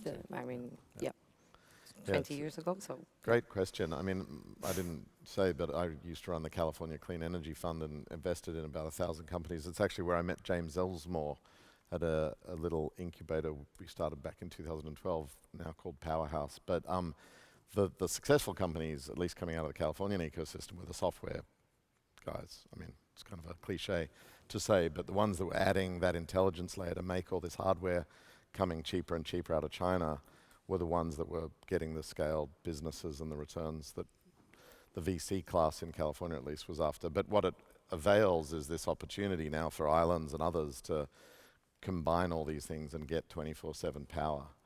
Who else has a question that you want to ask the group? I'm going to ask Neon one then, because I know Hank Rogers, the founder of the Blue Planet Foundation, who actually, I believe, invented that game. What was it called? Tetris. Yeah. So, yes, we've only got a few minutes, but the question's following on the software and information communication technology sort of overlay, the fact that this confluence of history where we've had this incredible technology set come to maturity in the 2020s, we have all these need cases, we have diesel going through the roof in price, and we have software and AI now coming into the market. Is that something that when you push those stakeholders together in a room in Hawaii and say, work out your path, they're naturally assuming that they're really having a digital planning conversation, or are they still stuck in sort of hardware, fossil fuel, how do you put a diesel replacement machine on a dock somewhere and do it differently? Yeah, I mean, we're working with islands. We're working with in my case, I work with Caribbean islands, and we're still stuck in the old ages. Yeah. We still use fossil fuels, still use diesel generators. I mean, this is an issue that would come up along the way. Now, creating a roadmap is one of the main outcomes of coming to fellowship. And through this roadmap, we need to acknowledge these things, yes, but sometimes it doesn't come up in conversation. We would have to interject and be like, you know, AI could run these things for you if you let it. I think along the lines of us trying to help them transition, we do have a number of partners that we work with. For example, RMI and GTI, who focus more on the technical things. And, you know, one thing that we are happy to do is afford this opportunity to have these consultants meet with islands after free of charge. So we pay the consultants, the countries don't have to pay anything on their end. So, you know, the conversation is there. It's just trying to get them to want to be helped is the issue.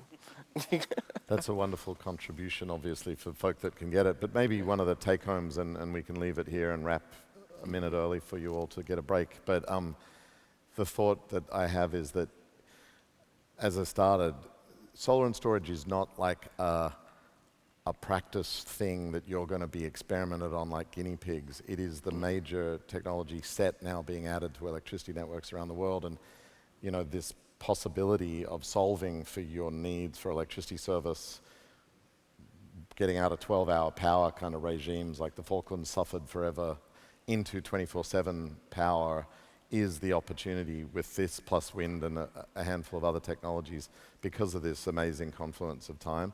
And so sort of taking that abundance mentality back, rather than this is some sort of piecemeal fix to the challenges of our times and the Iran war and all the other things, which are all real and true.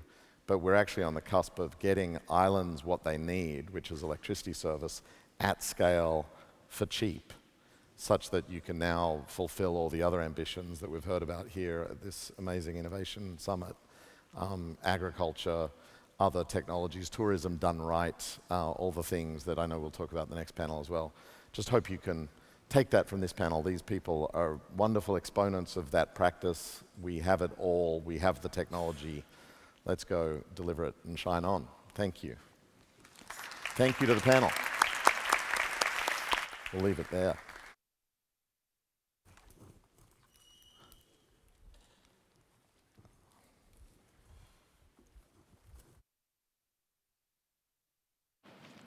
Thank you very much, Danny Kennedy and honorable speakers. Before continuing and turning into another topic, I would ask you for a couple of minutes so we can use the microphones and change them to the next panel. I would like to ask for Mr. Jose Tost if he is to come on stage. Thank you very much.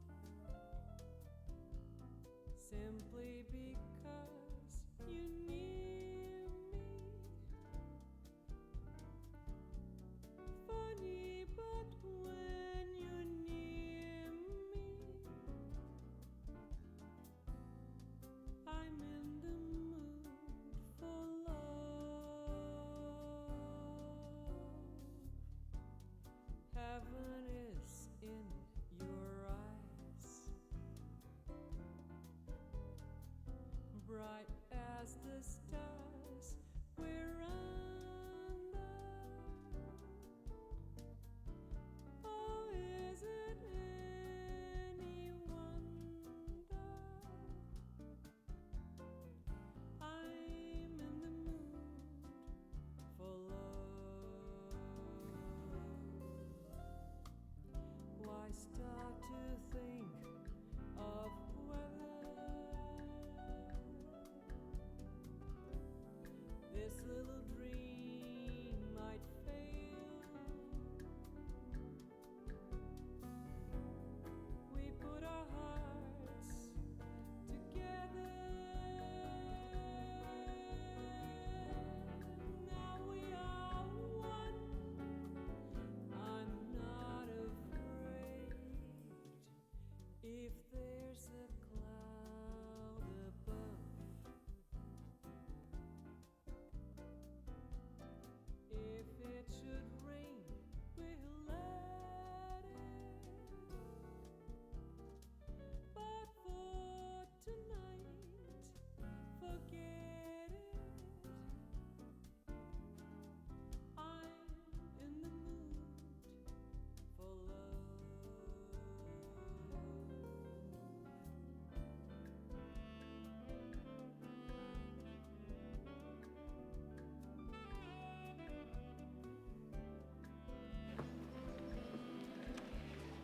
Hello again, everyone. As we continue, we turn to another key challenge for island territories, balancing environmental protection with economic activity. Our next session, called Governing Natural Areas Under Tourism Pressure, explore how islands are managing fragile ecosystems while responding to increasing tourism, and climate pressures. To moderate this topic, we have the honor to have here with us the Director of the Natural Landscape from Cabildo de Gran Canaria, Mr. Reinero Brandon.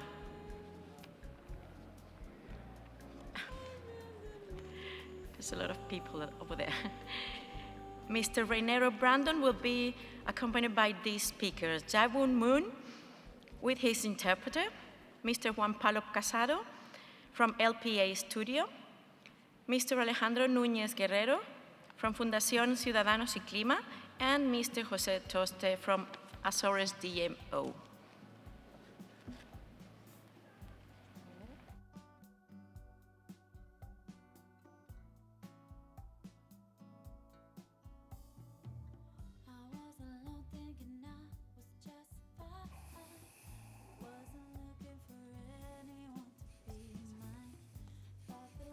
Faltaría la presentación.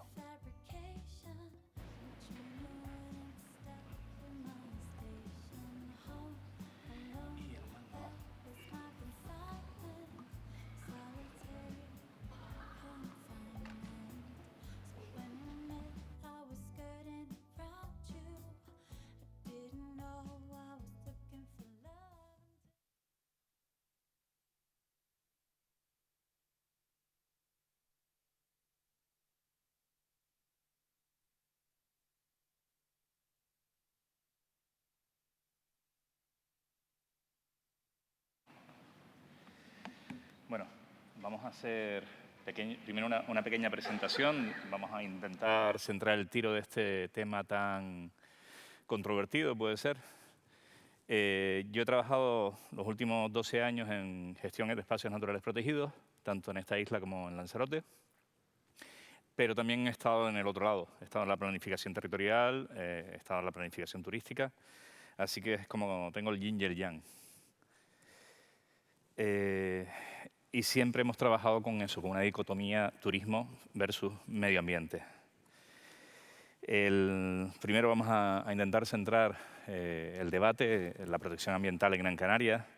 Tenemos una isla que casi el 50% de la isla tiene algún instrumento de protección ambiental, ya sea de la Ley de Canarias o de la Red Natura 2000. Estos son los espacios naturales protegidos por la Ley Canaria. Como pueden ver, es prácticamente el suroeste de la isla. Y estos son los espacios Red Natura 2000 que muchas veces coinciden con espacios protegidos de la red canaria. Nosotros trabajamos con gestión de espacios naturales protegidos donde no solamente tenemos que proteger el medio ambiente, sino en muchos casos, sobre todo en parques rurales, paisajes protegidos, tenemos un ecosistema donde la población rural tiene un peso muy importante y ahí empezamos a trabajar con ecosistemas complejos. Y en esos ecosistemas complejos cualquier cambio que se introduzca puede ser catastrófico o puede ser muy beneficioso. La concienciación y legislación ambiental en Canarias empezó en los años finales de los 70, principios de los 80. Se vio respaldada por la parte política y legislativa a partir del año 84 con la creación de la primera ley de espacios naturales protegidos. Pero ya desde el siglo XIX se venían haciendo actuaciones de carácter ambiental, sin embargo, patrocinadas por la Sociedad Económica de Amigos del País, cosa extraña, pero porque se dieron cuenta ya desde finales del 19 que la isla se había secado completamente por la tala masiva de los árboles. Entonces, nuestros bosques habían prácticamente quedado reducidos a la mínima expresión y empezaron a haber proposiciones de recuperar esos bosques. A partir del año 48, sobre todo a partir del año 53, fue cuando se hacen las grandes repoblaciones forestales en la isla, que empiezan a dar sus frutos prácticamente en este siglo. Sin embargo, ahora mismo estamos en un periodo de involución y todas las noticias que nos vienen desde fuera es a reducir esa conservación de la naturaleza en pro de una gestión económica mucho más radical. Vamos a hacer números. El turismo en Canarias en el año 2025, en España fue de casi 97 millones de turistas. En Canarias estamos hablando de casi 19 millones de turistas. Yo he visto el dato por ahí de 16, 17, 18. Estamos hablando de 18,9 millones. Eso es una presión de un 840% con respecto a la población habitante de las islas. En Gran Canaria estamos cerca de los 5 millones de turistas, con lo cual es una presión de un 533%. En comparación con España, al completo no llega al 200%. Para que se hagan una idea, países como Brasil tienen menos turistas que Canarias. Seguimos haciendo números. Los recursos naturales.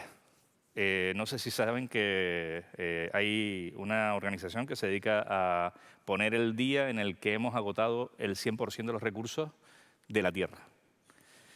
El Earth Overshoot Day.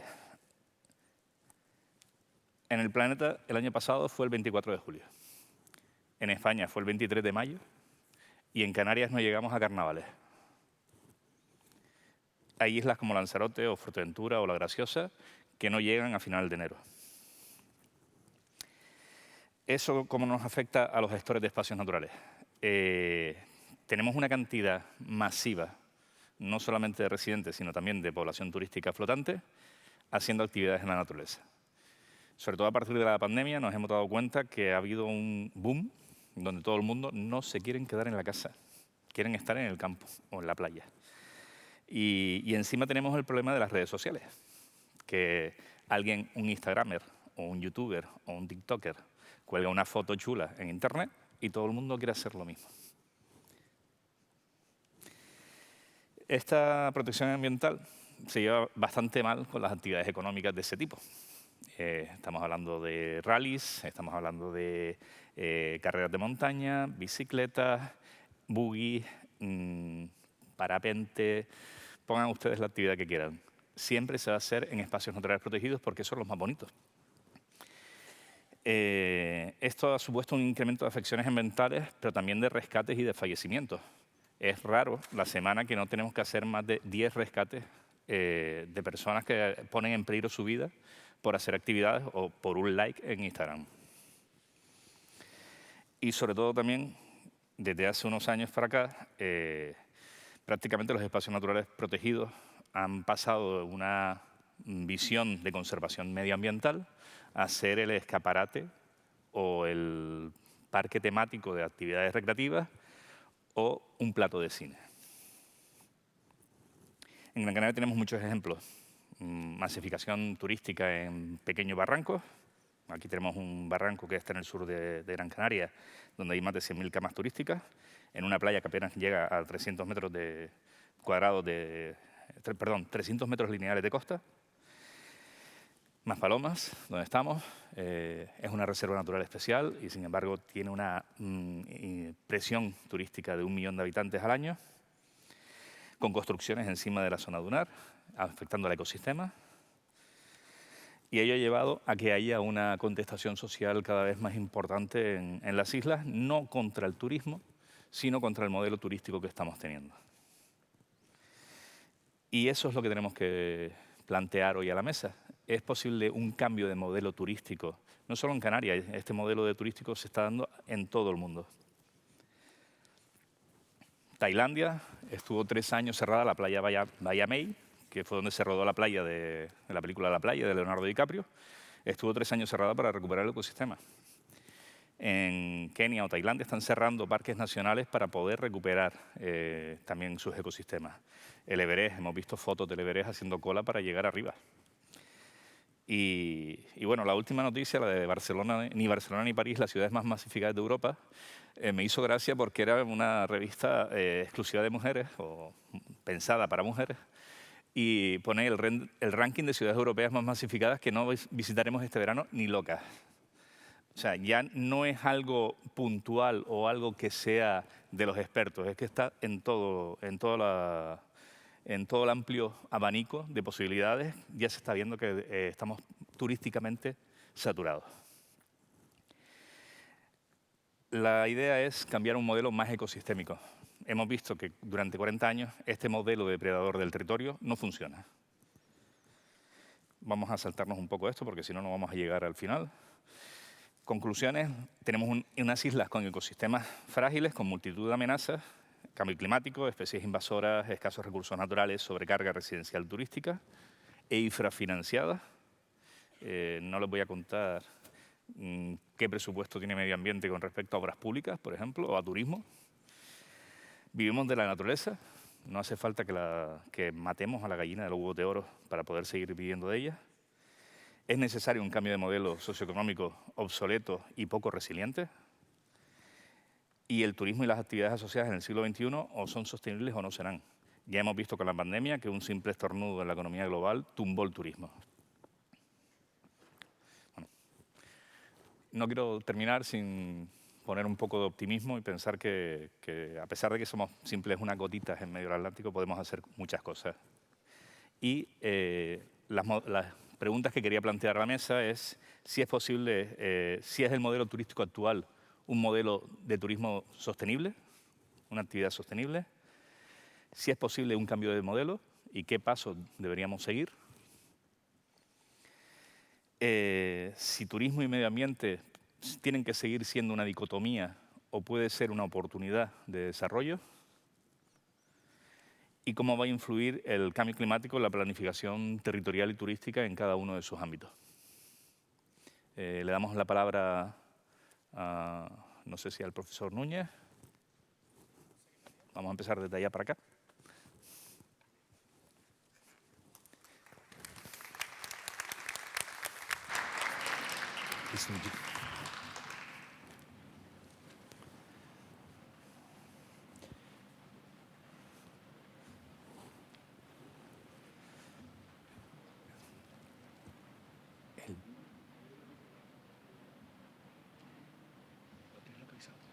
Sí. Veamos si... Ok. Muy buenas tardes. ¿Cómo están? ¿Cómo están? Yo estoy muy bien, con calor. ¿Sí? Yo vengo desde Tierra del Fuego, una isla que está al sur austral de Chile, pero que es compartida entre 2 países, ¿cierto? Como es Chile y Argentina. Y desde ahí hemos querido estar acá junto con mi amigo Peter, que viene de Argentina, de la isla, porque en mi caso, ¿cierto? Me imagino que él también, hemos venido a aprender, a conocerles, a ver este turismo, ¿no? Que es un turismo masivo, un turismo de sol y playa, un turismo de ocio, y de alguna manera aprender las cosas buenas y también ver las cosas que no son tan buenas y que podríamos también aprender de ahí. Hemos venido a conversar con ustedes y también a conversar con la gente de Canarias, ¿no? Que tienen quizás otra versión, o a lo mejor es la misma, que hemos estado escuchando en estas actividades. Pienso lo mismo que dijo ese joven. Soy un médico veterinario que despertó con la venida de una pequeña, que fue Greta Thunberg, el año 2019, a América, ¿cierto? Y desde ahí empecé a buscar maneras de poder hacer una contribución con el planeta. No es fácil, teniendo una familia con 5 hijos y trabajando en una institución como era la Universidad de Magallanes, que de alguna manera, ¿cierto?, nos complica y nos piden que hagamos paper, sí, proyecto. Entonces, comencé a estudiar el turismo desde la academia, sacando un magíster y ahora estudiando un doctorado en ecoturismo, porque siento y estoy convencido que en las islas, como esta y otras, la actividad económica que puede ser más amigable con el planeta es un turismo, pero no cualquier turismo. Tiene que ser un turismo que sea comunitario, un turismo que sea inclusivo. Estoy hablando lento para que la amiga o el amigo que esté traduciendo no se complique tanto, ¿ya? Tiene que ser un turismo de alguna manera justo y tiene que ser un turismo sostenible, ¿sí? Que use energías renovables, que el alimento sea productos locales, que el empleo sea primero para los pueblos originarios y las comunidades residentes y que los aportes y los apoyos para la instalación de la infraestructura habilitante sea para los residentes y después para personas que vengan, ¿cierto?, a instalarse a nuestras islas. Y eso, todo eso se resume en ecoturismo, ¿sí? Entonces, dentro de eso y de las maneras que tengo de poder presentarme y decirles que estoy acá para ayudar, para que podamos trabajar juntos, para que puedan ir a Tierra del Fuego a apoyarme en esta iniciativa y también, ¿por qué no?, nosotros poder contribuir un poco con ustedes dentro de lo que ustedes necesiten y de lo que nosotros podamos entregar. Yo soy un buscador de proyectos, tenemos financiamientos y lo mío es llevar mis ideas y ejecutarlas en Tierra del Fuego. Si alguno de ustedes tiene alguna idea, algún proyecto que quiera hacer una correlación en otra isla, en un clima totalmente distinto, ¿no?, y que estamos lejos de todo el mundo, pero muy cerca de la Antártica, conversemos en algún momento de estos días que todavía nos quedan, ¿sí? Les traigo un poco Tierra del Fuego, me gustaría que bajaran un poco las luces, si es que se puede. Escuchen el viento, escuchen el agua, escuchen las aves, traten de transportarse un poquito a Tierra del Fuego y que despierten las ganas de poder acompañarnos. Y luego del video les hablo 2 o 1 minuto, ¿sí? Por favor, si puede correr el video.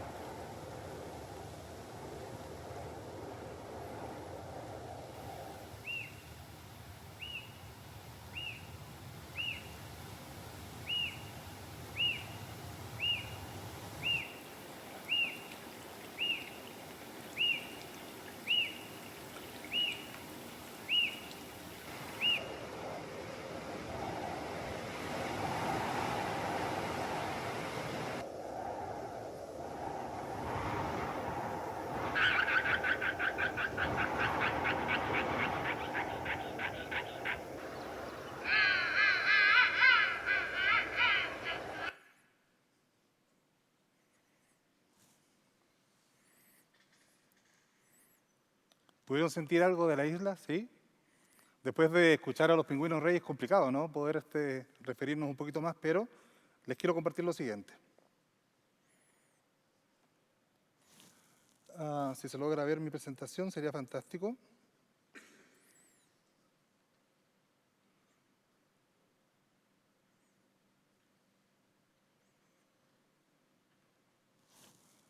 Ok.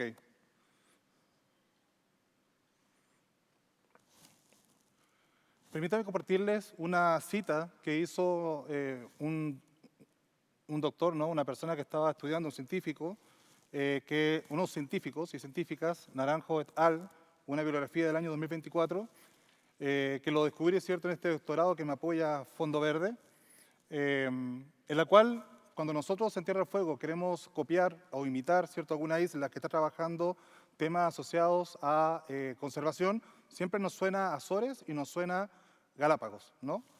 Entonces, no sé por qué se avanzó ahí. Entonces, estas personas se dieron cuenta de algo que ya lo hemos estado conversando acá todo el rato y vamos a seguir conversando, ¿no? Que es muy importante para que el turismo sea sostenible y hablemos realmente de turismo, que esté la comunidad, ¿cierto? Y que hablemos de conservación, ¿sí? O sea, está la actividad económica, que lo vamos a ver ahora. Tenemos muchas ventajas con el tema de un turismo, del ecoturismo, ¿no? Como son los beneficios económicos, beneficios sociales, beneficios ambientales y hoy día, muy necesarios, los beneficios que nos apoyan a avanzar hacia la resiliencia. ¿Resiliencia a qué? Bueno, a las crisis que estamos viendo hoy en día. Crisis de la aceleración del cambio climático, crisis que tiene que ver con la pérdida de la biodiversidad y la crisis de la contaminación, ¿sí? Son tres crisis que nos están afectando y a las islas nos va a afectar mucho más, ¿no? Pero el turismo puede ser una alternativa. ¿Por qué motivo? Porque recibimos, ¿cuánto nos queda? ¿Un minuto? ¿Dos? Uno. Porque recibimos ecoturistas, ¿no? Y esos ecoturistas quieren apoyar en el territorio. Entonces, me despido mostrándoles algunas imágenes de las cuales los invito a poder querer viajar y apoyarnos con las turberas, los estromatolitos, las cianobacterias, el origen de la vida biótica, ¿no? Hace 3.600 millones de años, estas células que están ahí comenzaron con la fotosíntesis a formar la atmósfera y por lo tanto son los responsables que estemos hoy día acá respirando oxígeno. Y lo tenemos allá y son 11 lugares en el mundo donde tenemos este tipo de cianobacteria hoy día viva. El estrecho de Magallanes, ¿sí? Y termino con agradeciendo a James, también a Cabildo Canaria, y quiero detenerme 30 segundos en James, porque es una persona que he conocido en este tipo de actividades, he participado de manera virtual, he llevado a Tierra del Fuego en estas actividades en septiembre, pero James es una persona, como se ve ahí, de trato fácil, una persona que da la palabra, que se confía, que llegó a Tierra del Fuego el año pasado y que pudo reunirse con personas que de alguna manera, ¿cierto?, nos apoyan a seguir avanzando en esta idea loca, que es ver cómo podemos contribuir con el planeta. Así que me despido, muchas gracias.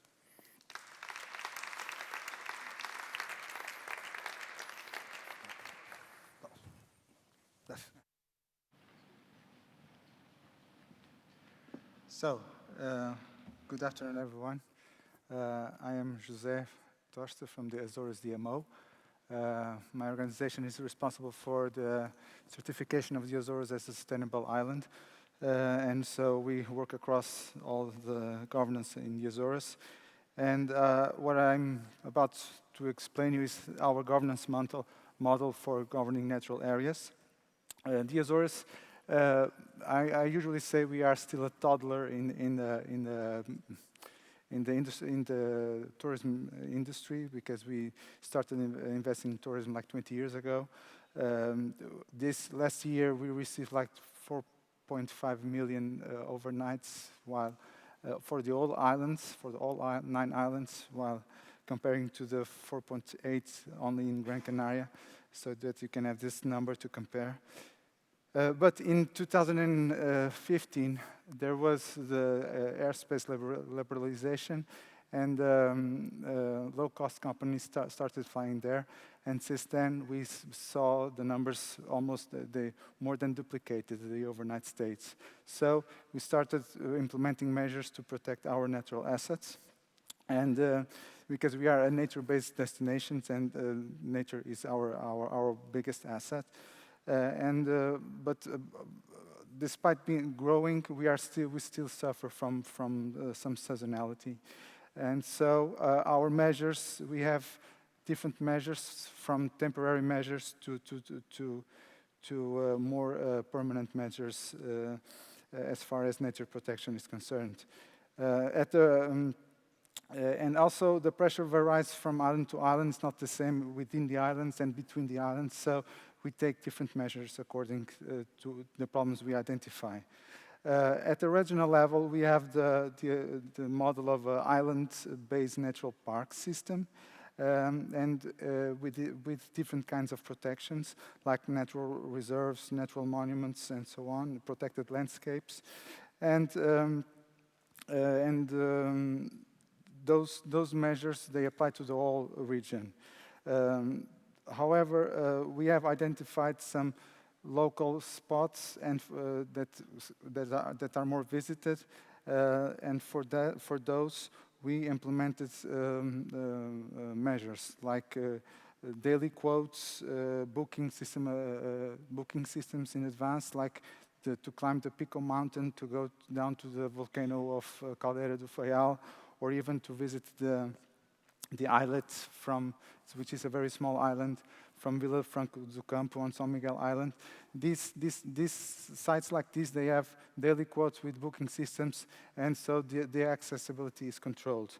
But then we have temporary measures. For example, to the Lagoa do Fogo, during the high season, the experience became very like a nightmare with too much traffic going to this viewpoint, to a volcano lake to watch this view. So during the summer, we restrict rented cars to access this area, and we implemented a shuttle system that comes from the base of the volcano from both sides, and this shuttle brings people up and down, and with a controlled visiting system. Now, then we are implementing two tools. One based on the nature, what we call this one is being developed. We call the nature sports zoning map, and this one is to help the dispersing flows through the territory. Basically, what this map will tell us for each island is identify which nature-based activities best fits on each area of the island. And based on that, we will structure and develop compatible tourism activities in the areas. And this will help not only guides, but also tour operators and even the tourists to identify which best places they can do the activities they like, and with infrastructures implemented to help, like restrooms, charging stations for e-bikes, or even maintenance and washing facilities for the bikes. Another important tool that we use there, it has become a territory management tool, but for us it's been for decades, is our Azores Trail Network, and that is it has helped us also to disperse the flows through the islands, because from the 101 trails that we have in the Azores, about 50% of them are inside protected areas. And to finish my brief presentation, I will be, of course, available for any more questions. I wanted also to point out the importance of data. Data for us is becoming one of our priorities in the last years. Last year, we implemented with the EU funds a software system that it's called monitoring tool. It's called Integrated System for Monitoring Tourist Flows in the Azores, and which we call Monitor. And essentially, this tool gives us support-driven governance and different types of data on real time, with sensoring machines that we have implemented in natural areas, and we can know exactly how many people are visiting the place. It gives us heat maps. It also gives us, through the mobile devices, the mobility patterns from the tourists inside the islands and between the islands. And with that, we can create patterns and plan in advance the strategies for managing the territory. And last but not the least, the certification that I told initially, which is this certification is an international certification. It's an external certification that allows us to collect data systematically every year on several areas like environment, waste management, water treatment, energy consumption, social data, cultural data. And with all this data, we can monitorize the evolution of how we are behaving in these several fields. With this data, we give it to HeartCheck, which is the entity that is certifying us, and then they compare us to other certified destinations, and according to this benchmark, we can see which areas are we above the baseline or below the baseline, and we need to be more careful. So basically, yes, I'm finished here, and I'll be available for more questions. Thank you.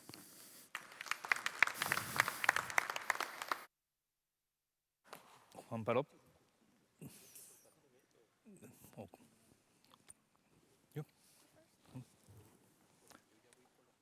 Vale, perfecto.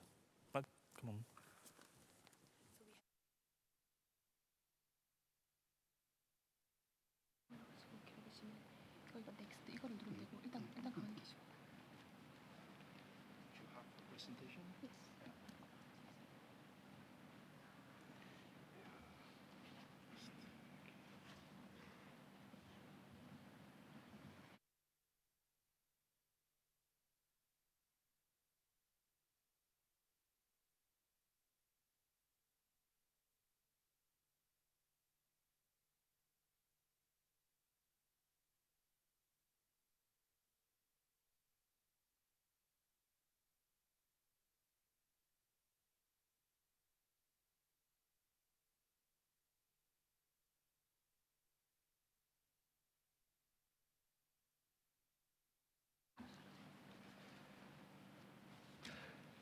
안녕하십니까. 제주특별자치도 관광정책과장 문재원입니다.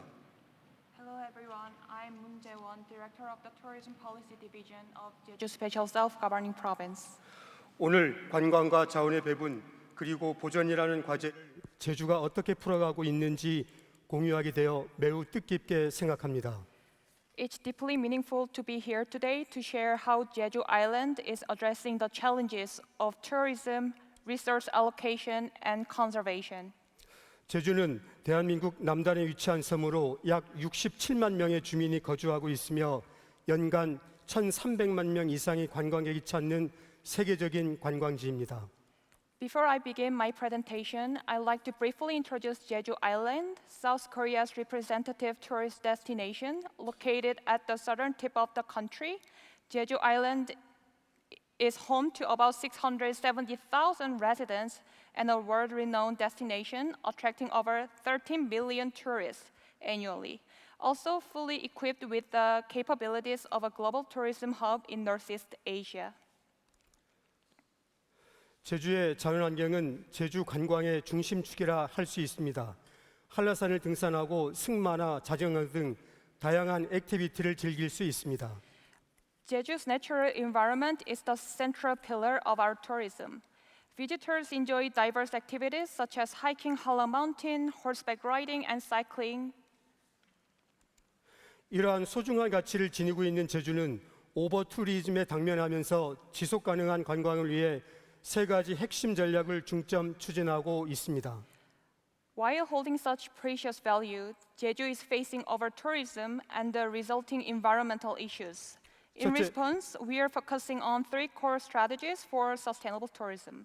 첫째, 유엔의 지속가능 발전 목표와 연계한 2040 제주 지속가능 발전 기본계획을 추진하고 있습니다. First, Jeju declared the 2040 Jeju Sustainable Development Vision, our highest policy guideline linked to the UN's Sustainable Development Goals. 둘째, 유네스코 세계 섬연안 생물권 보존지역 네트워크를 이끌며 글로벌 파트너십을 앞장서고 있습니다. Second, as a core member of the UNESCO Man and the Biosphere Program, Jeju leads the world network of island and coastal biosphere reserves as a secretariat with Menorca, Spain, continuing our global partnership. 마지막으로 COP 등 주요 국제 무대에서 탄소 중립 및 환경 보존 실천 사례를 지속적으로 공유하며 글로벌 기후 위기에 적극 앞장서고 있습니다. Lastly, Jeju is actively taking the lead in responding to the global climate crisis by sharing our practices in carbon neutrality and environmental conservation on major international stages like COP.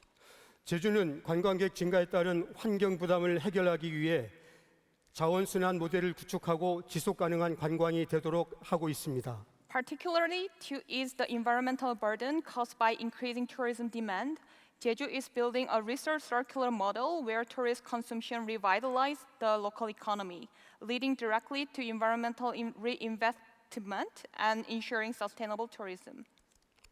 다음 첫째, 보존과 공존, 존중의 제주와의 약속 캠페인입니다. Here's the detailed implementation initiatives. The first initiative is the Jeju Promise campaign. This is a sustainable tourism campaign that promises conservation, coexistence, and respect. It's an action-oriented model where resident, tourist, and tourism businesses work together to protect Jeju's nature and unique culture.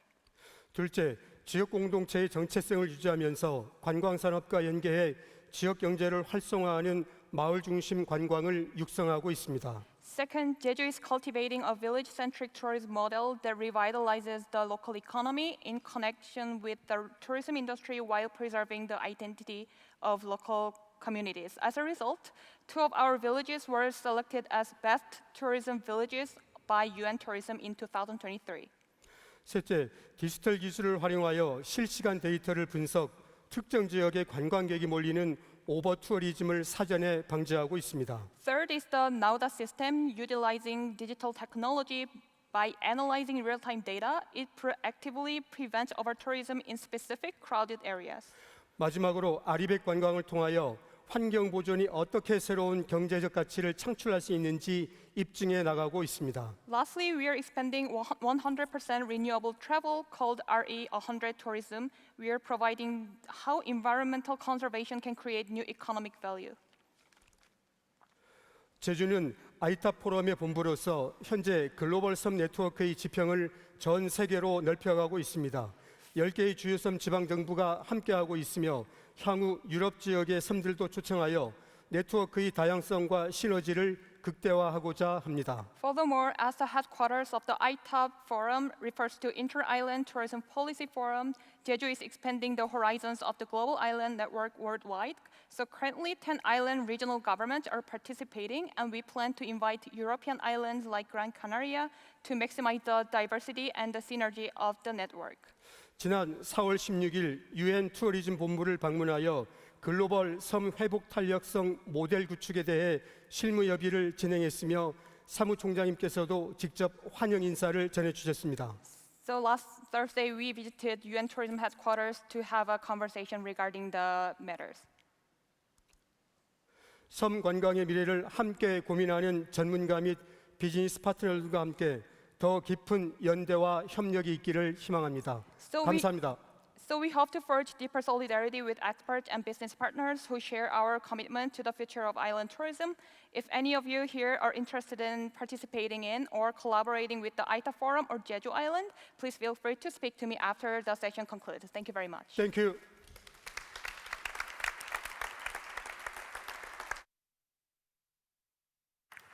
Como quiera. Bueno, volvemos a plantearnos después de ver que hay otros modelos de turismo, no solamente el que tenemos en Canarias, sino el del compañero de Chile o de Corea del Sur, y vemos la posibilidad de que hay otros modelos turísticos. Planteo las preguntas que hicimos al principio.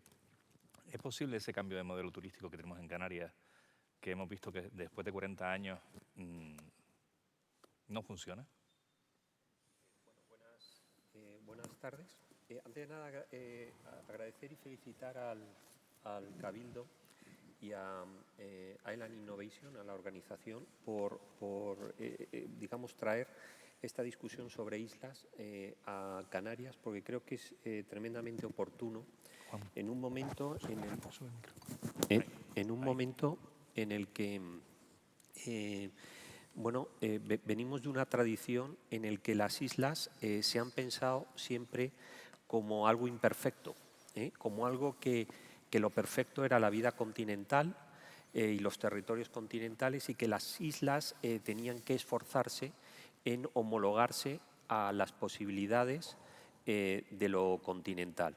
Eso ha dominado el debate político y el discurso político en Canarias, especialmente durante, yo creo que los últimos 50 años, incluso de una forma inconsciente, pero tremendamente limitante, y ahora explicaré por qué. Y bueno, yo creo que un evento de este tipo pues lo que hace es empezar a pensar las islas desde sus límites, las islas y los islanders, digámoslo así, desde sus límites y también desde sus oportunidades, y dejar de pensar que una isla es una especie de artefacto imperfecto y que el artefacto perfecto es el continente, ¿no? Desde ese punto de vista, pues gracias y enhorabuena. Con respecto un poco, antes de responder las preguntas, yo cuando me invitaron a este tema, vi el título y dije, joder, tengo problemas con el título, ¿no? El Governing Natural Areas Under Tourism Pressure. La idea del natural, yo creo que ahí es donde está lo problemático, ¿no? Que es una ilusión, ya no existe nada natural, ¿no? Y o empezamos a las islas a hacer un esfuerzo por reformular, digamos, hacer una especie de ontología sobre las bases sobre las que las pensamos. Yo soy arquitecto y urbanista, o sea que me dedico a construir cosas, a gastar dinero, o sea que pese a la abstracción de la presentación, me dedico a hacer cosas. Y básicamente, ¿cómo se han diseñado las islas? Muchísimas islas, no solo Canarias. Pues, ¿cómo se han planificado? Pues muy sencillo. En una economía en desarrollo se cogía y se decía, mira, en la mitad de esta isla no puede ocurrir nada, ni ocurre nada. Eso es lo que llamamos espacios naturales, y ahí no ocurre nada. Y en la otra mitad puede ocurrir de todo y como sea, da igual, ¿no?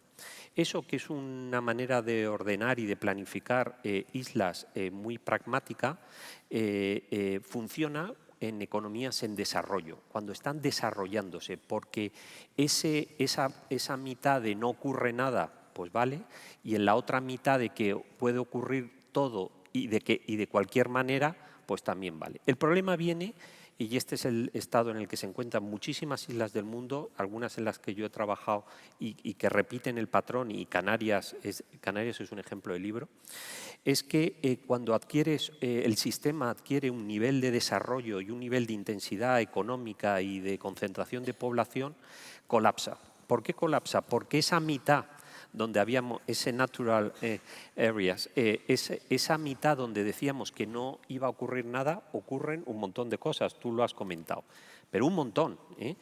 Tan es así que como seguimos pensando que no puede ocurrir nada, pues no somos capaces de hacer pueblos en esas zonas, le llamamos asentamientos rurales, que es, claro, es que eso no tocaba, ¿no?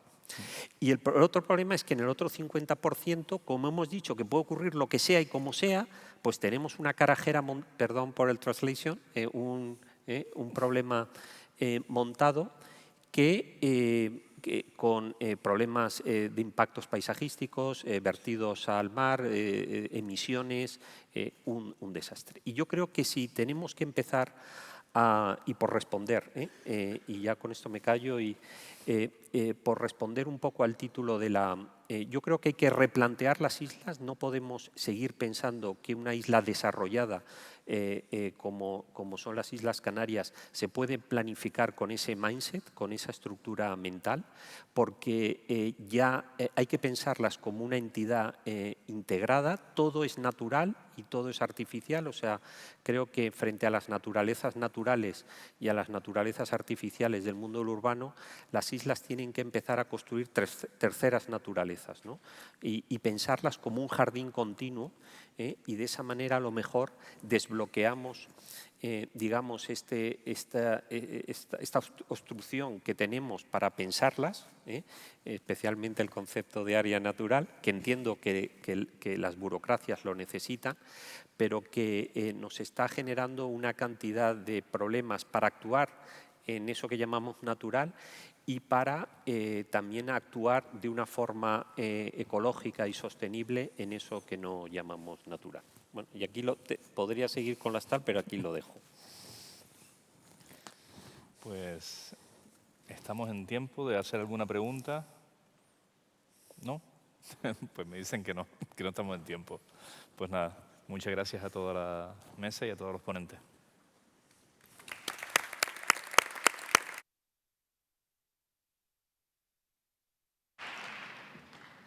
I'm really sorry. Thank you very much, Reynero, and all these valuable speakers.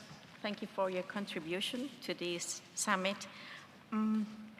Again, we need to change all the microphones, so we'll be back in a couple of minutes, and we will be analyzing securing island food systems. Please stay there. I would like to ask the speakers for the next session, if they are here, to come on stage, please. Thank you very much.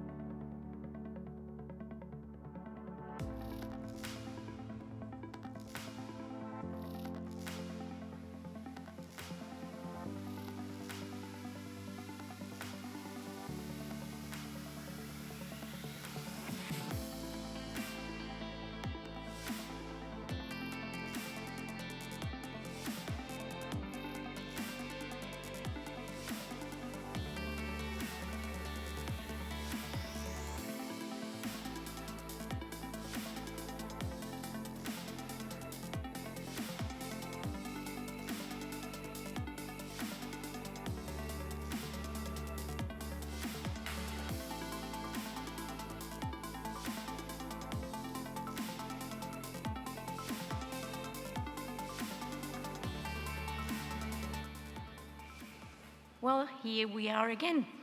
We now turn our attention to another essential pillar of island sustainability, food systems and community resilience.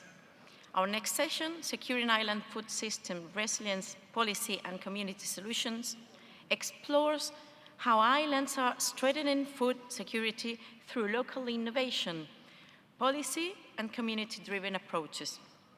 We have the honor to have as moderator Mr. David O'Sullivan, Program Manager from our shared ocean. Let's welcome him on stage.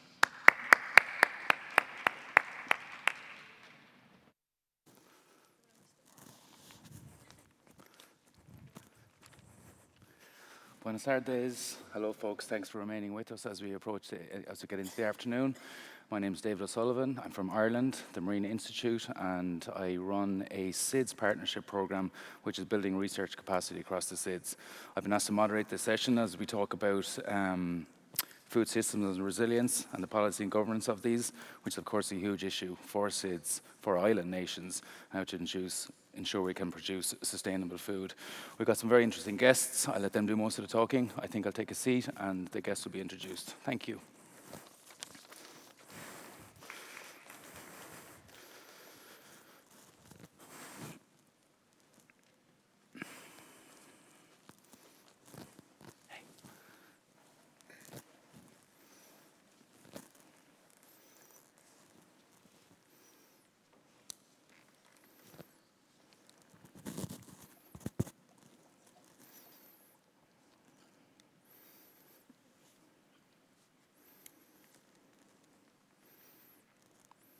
I thought that it might have been an introduction from the floor, but I'll go ahead and introduce the speakers as I see them here before me. Peter Van Aert, researcher and teacher at the Institute of Culture, Society and State at the National University of Tierra del Fuego.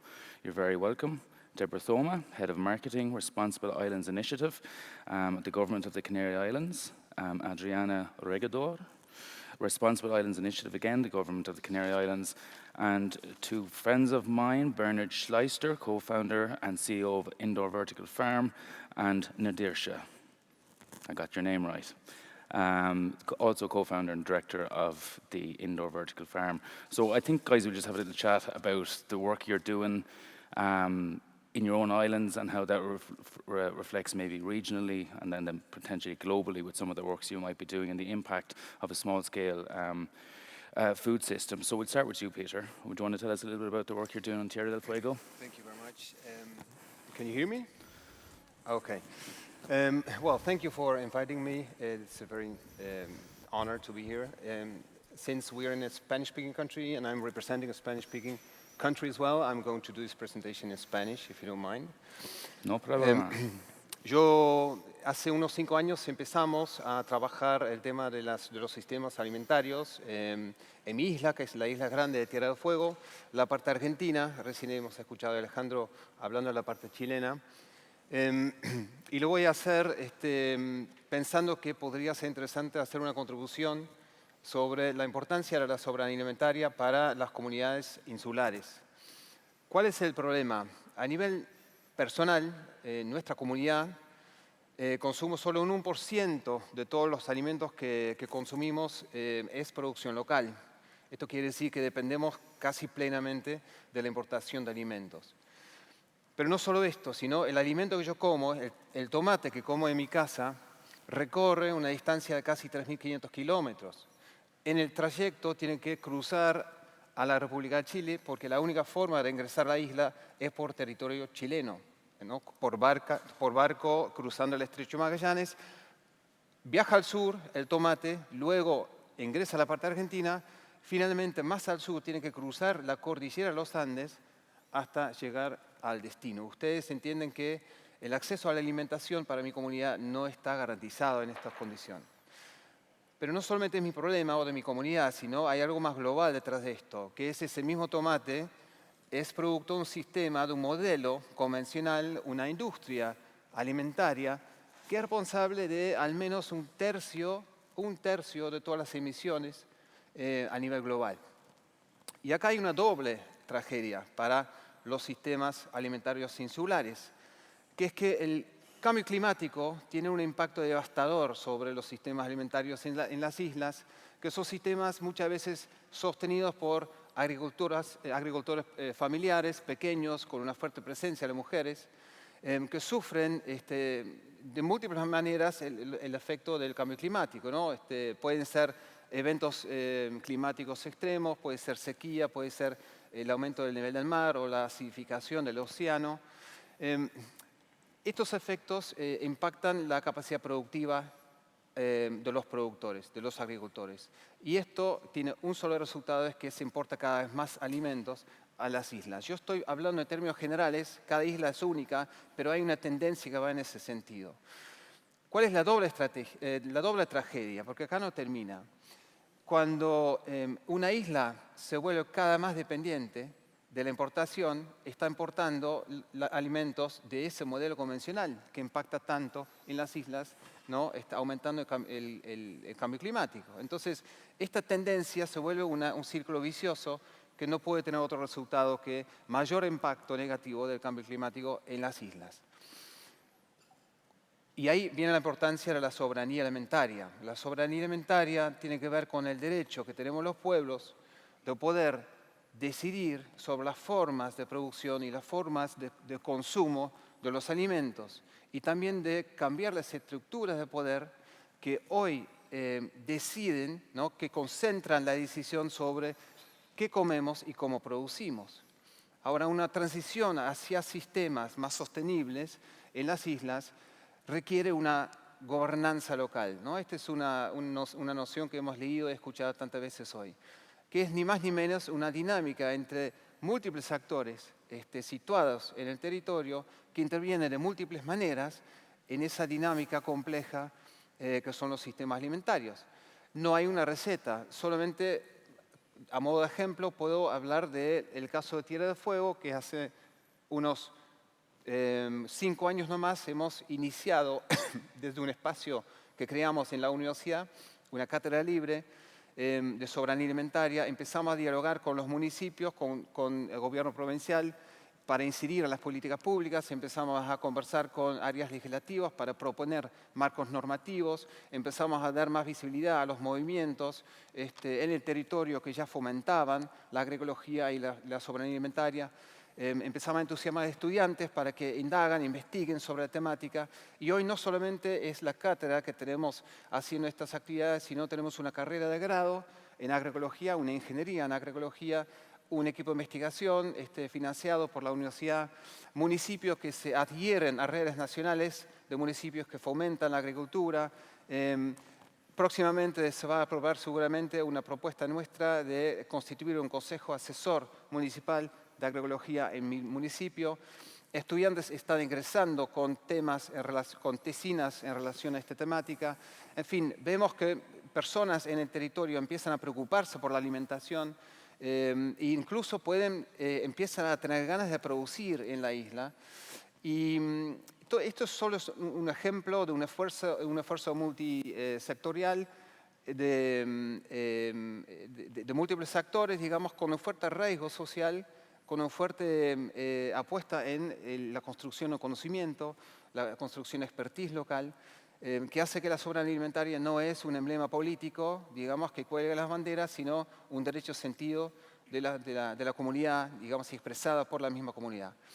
Entonces, si nosotros en Tierra del Fuego, que es el fin del mundo, ¿no? Como dicen, estamos pudiendo dar estos pasos, ¿no? Desde abajo y desde adentro, lentamente transicionar para construir esa resiliencia, ¿no? y la soberanía en términos alimentarios, en otras islas pueden hacer lo mismo. Por eso la invitación que quisiera hacer llegar es que hagamos más investigación, yo, digamos, perteneciendo a una institución académica, investigación en múltiples islas sobre la soberanía alimentaria en un contexto insular, digamos, en el marco de este cambio climático, ¿no?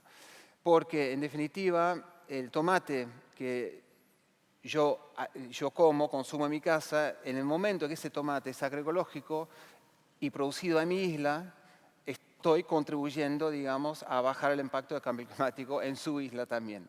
Muchas gracias.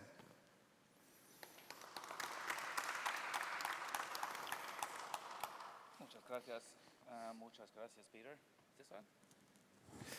Lo siento, pero no entiendo nada. No, entiendo un poquito. but not all. My Spanish was not as good as I believed it was. However, I believe you're talking quite a lot about the difficulties and the insularity of islands and the difficulties in competing globally and regionally. We'll come back to that if that's okay, and we'll move along the thing, and we'll have a couple of questions. Is it to Deborah or Ariana? Who'd like to go, Deborah? Both of you are representing Responsible Islands Initiative here in the government and representing the government of the Canary Islands. Thank you very much for having us here. It's fantastic. Please tell us a little bit about your work. Thanks a lot, David. I don't know if this is working now. I can hear myself pretty well. I hope you do too. We had a little presentation, so let's see if we can put it up on the screen. I'm going to start meanwhile. Perfect, sounds good. Good afternoon, everyone. I assume everybody's craving their coffee already. It's been a long agenda already.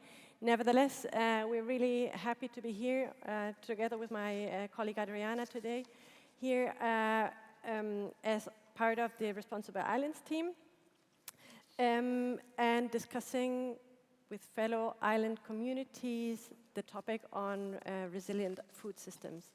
To connect a bit with what the colleague Peter said, so food is not just about agriculture production, no? It's also a bit about identity. And as islanders, I think we know very well that food sovereignty is not just about the production itself, it actually links to a lot of different elements: energy, water, land use, and also to tourism to some extent. So when one of those elements shifts, the whole ecosystem shifts. And this interdependence can certainly feel like vulnerability. However, it also creates something unique, you know? It creates an opportunity. And basically, it's that we can use our territory to scale innovative solutions. We're not like the continental territory. We're smaller, and this can be our benefit. This can be our opportunity, really. So in the end, we're moving from vulnerability to opportunity, and I think lots of islands have managed to get there already, basically because we've got limited resources, or we've got specific resources that makes it mandatory to have a greater efficiency. When we talk about external dependence, it reinforces local production. We know that we have higher logistic costs simply in order to get stuff to where we are, no? But that actually encourages circular economy. We can use side streams, residues, to actually rethink the whole system. And on the other hand, we know that we're small, but we're encouraged that way, or forced, let's say, to come up with technological solutions that maybe other territories not necessarily need. And that's exactly where the Responsible Islands team comes up. It was created about a year ago. It's an initiative by the government of the Canary Islands, and the idea is actually to identify and foster private sector innovation, let's put it that way, on islands to respond to island-specific challenges. And that is in practical ways, obviously. And the idea is, let's have a look at what's happening out there in the world, in other island territories that are similar to what the Canary Islands are.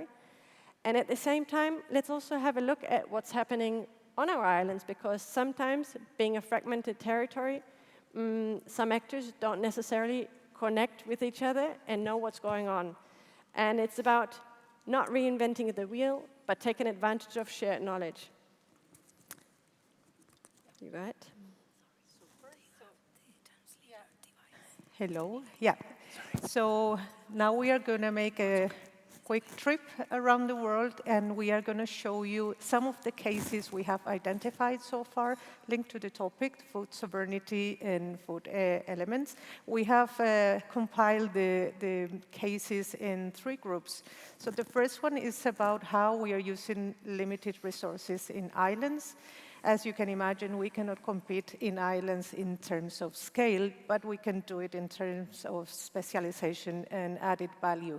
So let's start with this project that we identified in islands. In Iceland, they are producing microalgae using photobioreactors indoor using their geothermal energy and also the purity of their water. So as you see, these are features linked to Iceland that provides a competitive advantage.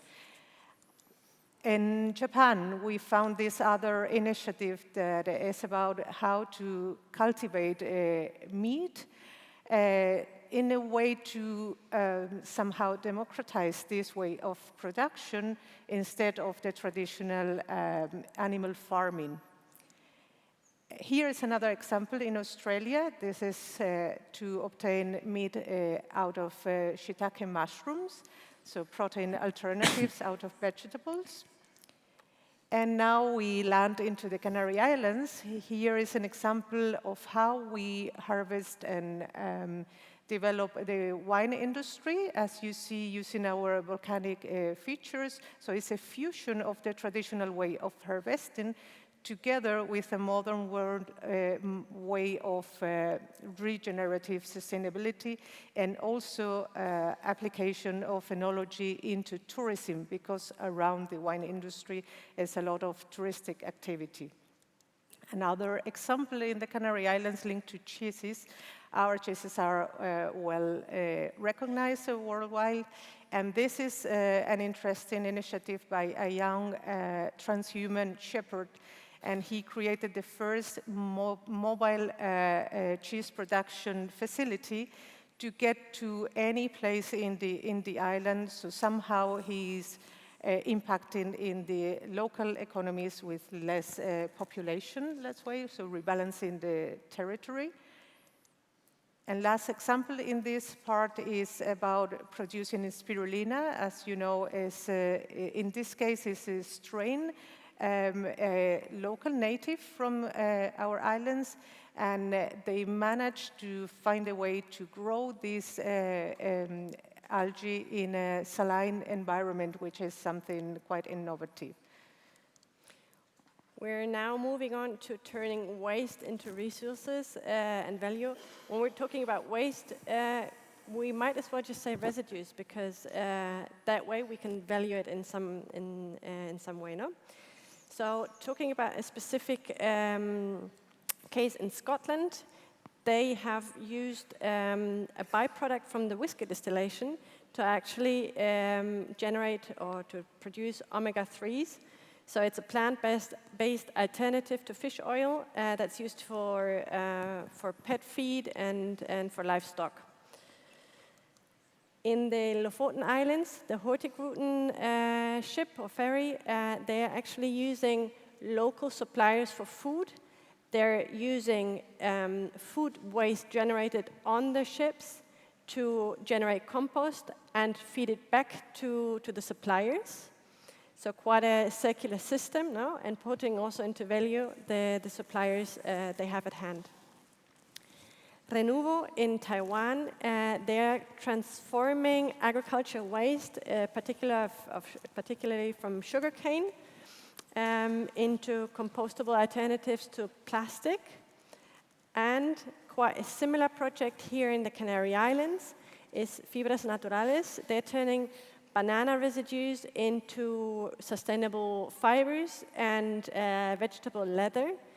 So the banana cultivation is quite big here in our islands, and they've actually used the trunks of the banana plants to create a new product.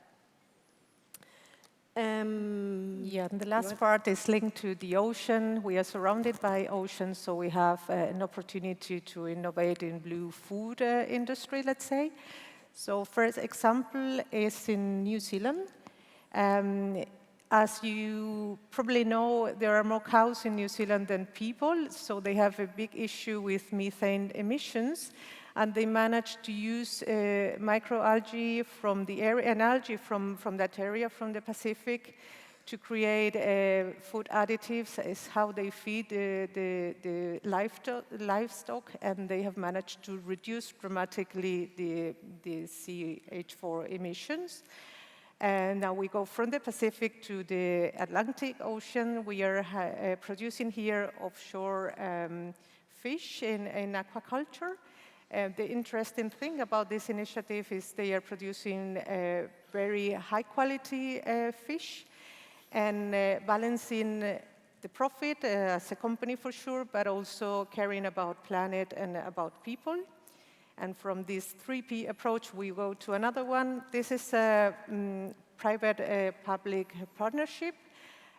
For desalination, this is a design that uses much less energy than the normally energy that is required for the seawater desalination project.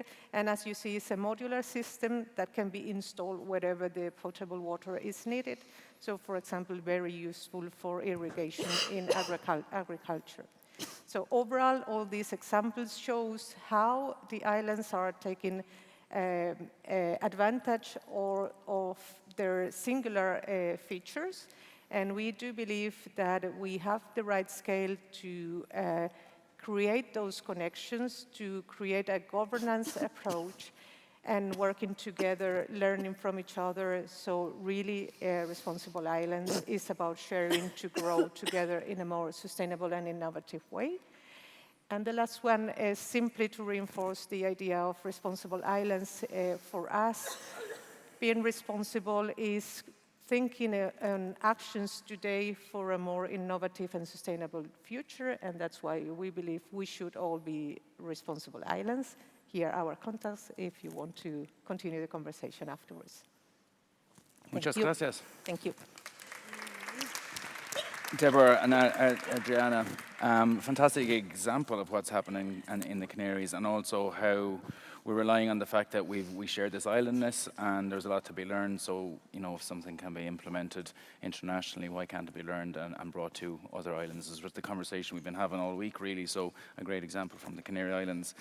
Now I'm going to move over to Bernard and Nadirsha, and we met last year in St. Kitts and Nevis at the Island Innovation Summit, and I was impressed then about your approach to circular economies and sustainable management of food, and we're going to talk a little bit about vertical farming. So I don't know which guys who wants to go first or who wants to jump in here, but tell us a little bit maybe about vertical farming, where it is and what you think you're open to, what we can achieve.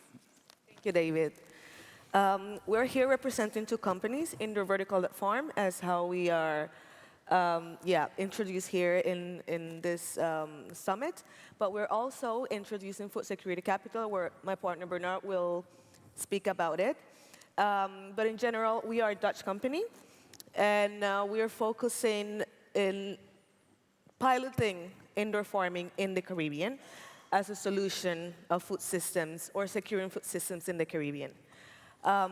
We had the opportunity to introduce our companies in the ministerial task force of CARICOM, and we had the luck that Barbados were the one who said, okay, bring your equipment here. So now we have pilot farm, 3 containers farms, indoor farming, operational in Barbados, in which we work directly with the Ministry of Agriculture, training the local people, training the staff of the ministry, introducing the technology.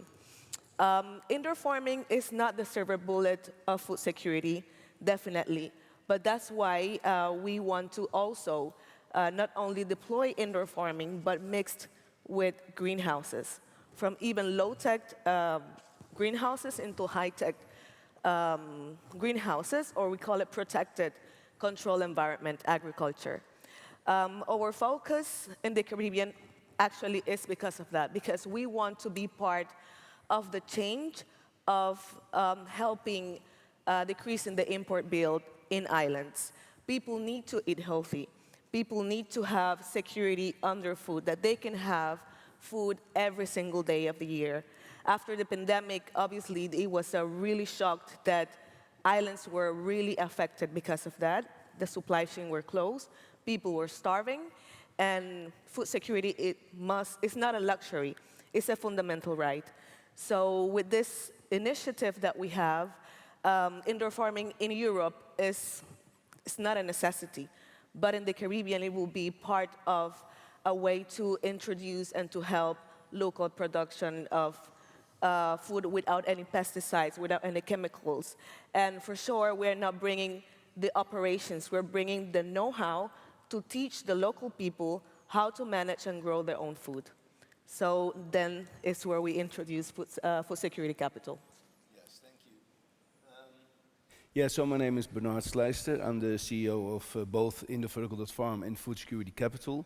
In addition to what Nadisha just said, we also work, for example, in partnership with the University of Wageningen from the Netherlands, which we will also bring to the Caribbean to build a, let's say, research and training facility, because, as Nadisha indeed said, our mission is really to bring, let's say, food resilient infrastructure to the Caribbean. At the moment, between 70 to 95% of the food is being imported, which of course makes the, let's say, the Caribbean especially, let's say, very fragile with respect to food infrastructure.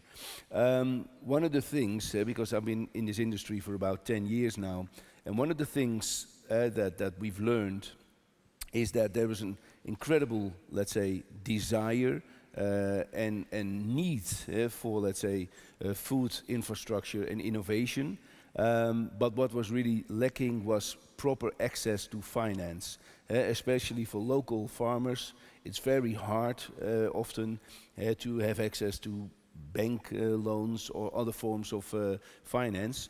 So we decided, in order to support the local communities and the local farmers, to set up our own, let's say, finance vehicle, Food Security Capital, which will have a bond listed here in Europe, and will also do equity through the Dutch Caribbean Stock Exchange. So with Food Security Capital, we are then able to support local farmers, local operators, in not just being able to provide them with the technology, anything from indeed low-tech greenhouses to high-tech indoor vertical farming, but we can also bring them the know-how, the training, and the support. But on top of that, we're also then able to actually grant them finance. And that is going to be one of the biggest game changers.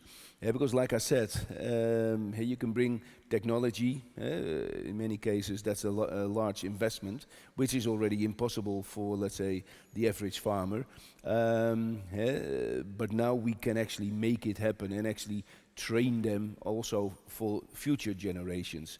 Because also in the Caribbean, it's kind of shocking that you see that younger generations were not really interested anymore in agriculture. So it's very important to bring a next generation back, because otherwise, in 10, 15 years, there will be no farmers left. So we're working together with local universities and schools to get, let's say, that excitement again with a younger generation to work in agriculture.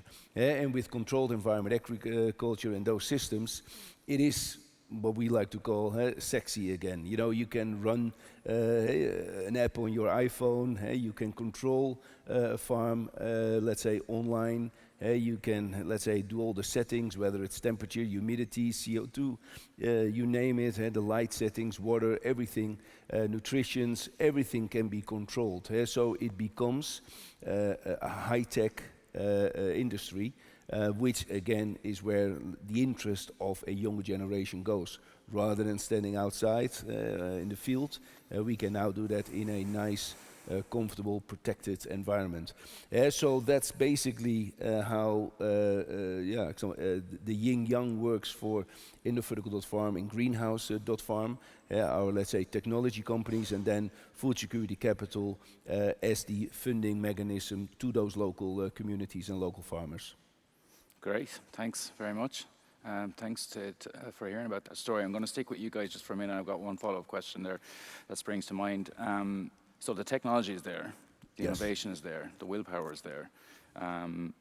So what is the main barrier to this effective implementation regionally? Are you saying it's solely down to capital? I think what is very important is that you do need, let's say, government support. It's very important that governments are on board with the whole idea of creating a new, let's say, generation of farmers. So we basically mainly speak to the ministers of agriculture initially. So we started in Barbados. I would not call it luck, I would call it perseverance. Because it's been, let's say, a long time in the making. But in the meantime, after, let's say, Barbados, we have now already onboarded St. Kitts, Antigua, Barbuda, so St. Kitts and Nevis, Antigua, Barbuda. We're working now in Curaçao. We want to move into Jamaica, which of course was drastically hit after Melissa. A big part of their agricultural infrastructure has basically disappeared since then. So those are the sort of countries we would really like to enter. And through Food Security Capital, we can make it happen, because we can say, okay, we will bring the initial equipment, we will bring the initial investment. So it's a very, very low barrier for, let's say, local governments to work with us. Public-private partnerships are really what we're looking for. But at the end of the day, we are not going to operate it because we want to bring, let's say, the tools, the know-how to the local communities. So it's really, let's say, the local farmers that have to do the job. They will be, let's say, doing the work. We're just going to be there to help and support them where necessary. Great, thank you. Peter, I'll come back to you and we'll finish up with a question for the Canary Islands, if that's okay. Is it okay if I ask you in English? Yes, of course. We don't have a choice. So, from your talk, you spoke about the insularity, and I guess that's relating to the geographical isolatedness maybe of Tierra del Fuego, and that's a problem for you guys. So, if that's reflective of some, like Ireland is an island, but it's got remote islands off its coast, and there's small communities there that have the same insularity problems, I reckon. So how would you relate to that, and what are the specific barriers that you're seeing that your work is hoping to address? It's, like I said, it's... And that's on the assumption that I've understood your talk in Spanish, so apologies if you want to answer it in a different way. No, it's okay, it's okay. I insist it's about a model. Islands are becoming more and more dependent on the importation, and that's because they lose capacity to produce food. That's because of, within other elements, of course, climate change. So we're entering in a vicious circle that makes the islands more and more dependent on the importation, which is you bring more and more to the island territory the model that is damaging you. So the only way to answer is to try not to contribute to the damage, and from the island, to converting islands in a territory of change. And the only way to do that is to install a sustainable food system within the islands. Mm-hmm. I know this is incredibly difficult, but if the islands have to take initiative to make that change, and we have globally very interesting examples on islands that take the initiative, that from a governance multi-sectoral logic, they start to build up resistance and resilience. And I agree with what we heard about, for instance, young people. They're not interested anymore, but that's not only because it's not technological enough, it's because knowledge is lost. It's not a tradition anymore. It's not. We lost the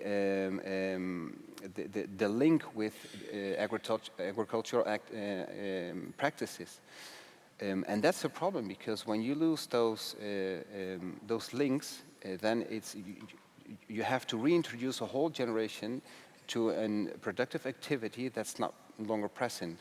So you have, in many islands, you have a rural logic, a local rural food system that produces food and transports the food to the urban areas. Now it's inversed, because from the urban areas, they import the food from continental or other markets, and they transport it to the rural areas. So that's an inversion, a complete inversion of historical systems. So I think that's something we need to address, we need to investigate, and we need to respond to that tendency. That's so relatable to what's going on that I see in Ireland as well. Just, a couple of generations ago, the food that appeared on your plate, you effectively brought it from the farm yourself, and there's only 1 or 2 steps in that process. And now when you go, like for a lot of the generation, I'm saying Ireland as an example, but clearly what we're hearing here as well is that people only see food in packages, and they don't understand the necessity of how it came about, and be that hydroponics, or be that the sheep, the cattle, the goats, so on and so forth. So it's very frustrating. We are losing this. Culturally, yes, we're all losing this. So yeah, it's a difficulty we're facing with it. Any further examples that you'd like to discuss from the Canary Islands, guys, and how you've obviously full of ideas as an organisation, as a government, you've brought these ideas, you're looking globally to see what can be replicated, implemented here. What are you having success with? I could like to add to the discussion. They were talking about this need of having people involved, but also we are experiencing here transformation in the use of lands and soil. More and more you see solar panels farms instead of tomato or banana crops. So part of the innovation is coming by hybridization of systems. So, for example, agrivoltaic can be a solution to combine the two things, and then it happens to start emerging new crops, new ways of harvesting.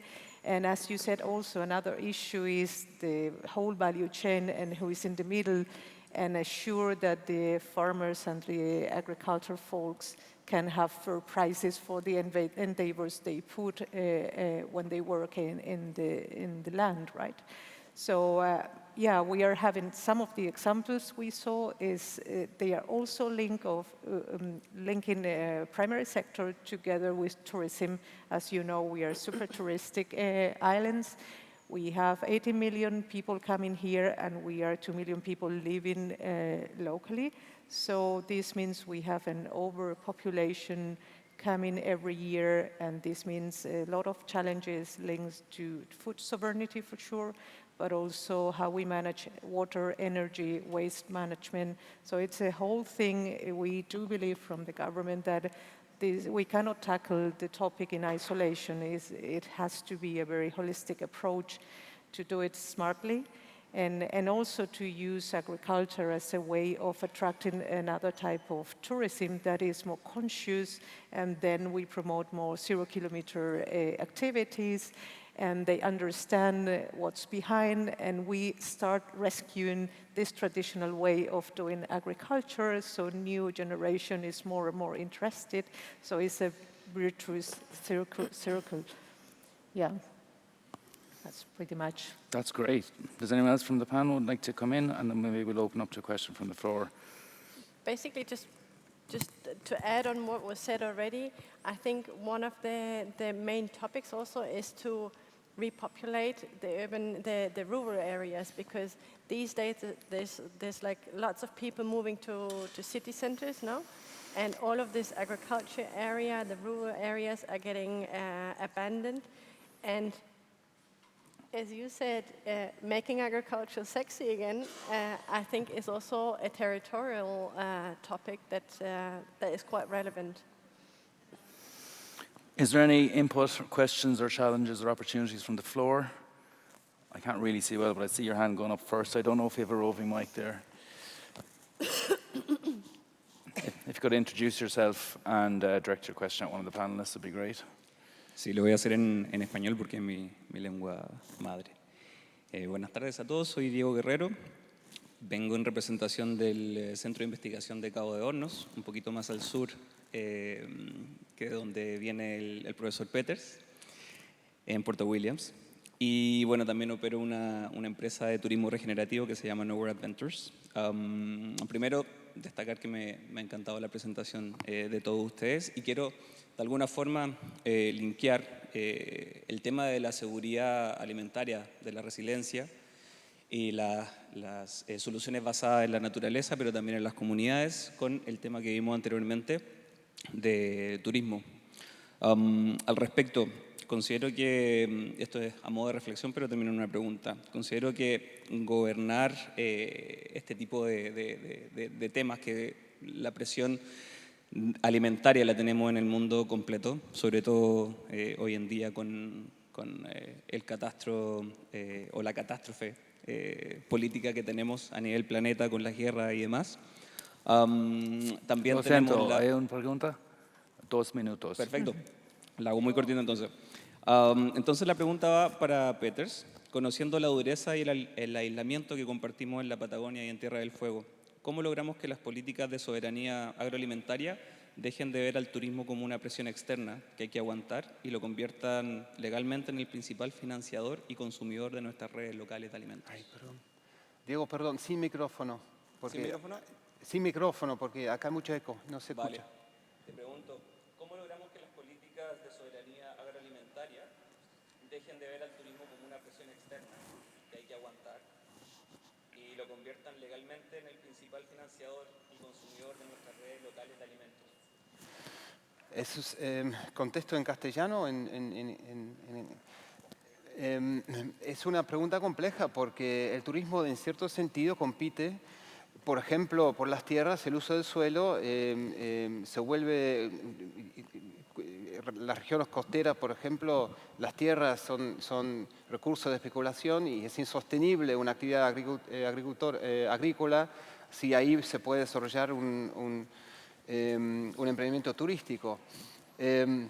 Pensando en otro sentido, digamos, el turismo obviamente es un mercado más. Nosotros somos una población pequeña, 80.000 habitantes en una ciudad, entonces, pero recibimos cientos de miles de turistas todos los años, con lo cual hay una demanda enorme de personas interesadas, digamos, a comer un plato de comidas locales, ¿no? Entonces, en ese sentido, para asegurar que existe una demanda en mi ciudad, la demanda está garantizada. Los productores que producen ni siquiera llegan a un mercado a vender sus productos porque vienen al campo del productor y lo compran todo, los restaurantes sobre todo, ¿no? Entonces, es una oportunidad para los productores, pero en términos, digamos, de políticas públicas y de gestión gubernamental, habría que, obviamente, tener en cuenta que el sector agrícola puede prosperar a pesar de la fuerte presión que ejerce el sector turístico, ¿no? En términos de espacios, sobre todo. En ese sentido, por complementar lo que decías, una mirada al océano como una alternativa para no competir tanto en suelo, en tierra, sí. Producción, por ejemplo, acuícola, para satisfacer esa demanda de nutrición de alto valor nutricional y que además pues, permite tanto alimentar a la población local como a los visitantes. También quería añadir que parte de la economía de muchas islas es el turismo. Porque los habitantes son muy pocos, pero la cantidad de personas que reciben, ya sea y hablando, me estoy especificando más en el Caribe, que tienen demasiados cruceros, donde todos los días bajan cantidad y cantidad de personas que también esperan una calidad de comida en la región y que es parte de esa esencia del país, ofrecerles a sus visitantes una seguridad en la comida. Imagínate llegar a un restaurante y que te digan no hay tal vegetal o no hay tal cosa. Pierden su mayor acceso económico, que es el turismo. Entonces, la seguridad alimentaria no solamente va para alimentar a los locales, pero también a los visitantes que traen ese poder adquisitivo al país. Gracias. We have time for one very quick question. There's a hand there. You can shout it out. No, please, a reminder to the speakers that it's needed to use their microphone. Otherwise, the translators cannot do the interpretation service. Thank you. We're going to wait and give you a microphone. You deserve it. Perfect. This is a question for all the panelists, and it's a really sensitive one. How you will deal with the lack of motivation from our farmers, and also the struggles by the government because they have to pay high rate taxes after selling their products. or sometimes getting subsidized and then need to pay back. Oh, they own almost nothing. Is any strategy with a human in place? Human heart? What was the first part of the question? Sorry. It's a, How do you deal with the struggles it's implemented? a lack of motivation from motivation. our farmers. Okay. And also, they have been struggling to pay more to the government than putting money on their pockets. Do you have any strategy? We'll have one brief response from the panel. I think we have to move on then. Whoever wants to take that. One of the, let's say, important tasks we see for ourselves is to really show, again, it was mentioned before, this is not just about technology and get youth excited about that. I think it's very important that agriculture becomes a viable business again. And that's really part also of our whole model, where we look at hybrid solutions, where we indeed combine high-tech farming with, let's say, protected environment agriculture. That we really, let's say, create a very viable business for the farmers, so that they indeed, have the opportunity to also really make good money out of this. So that's really part of our mission and how to support the local farmers, getting them excited about what we have to offer, that they can grow 12 months out of the year. They're not, let's say, dependent on seasons. They can basically just continue. So there is a, let's say, better possibility for them to make a proper living out of this. And I think that by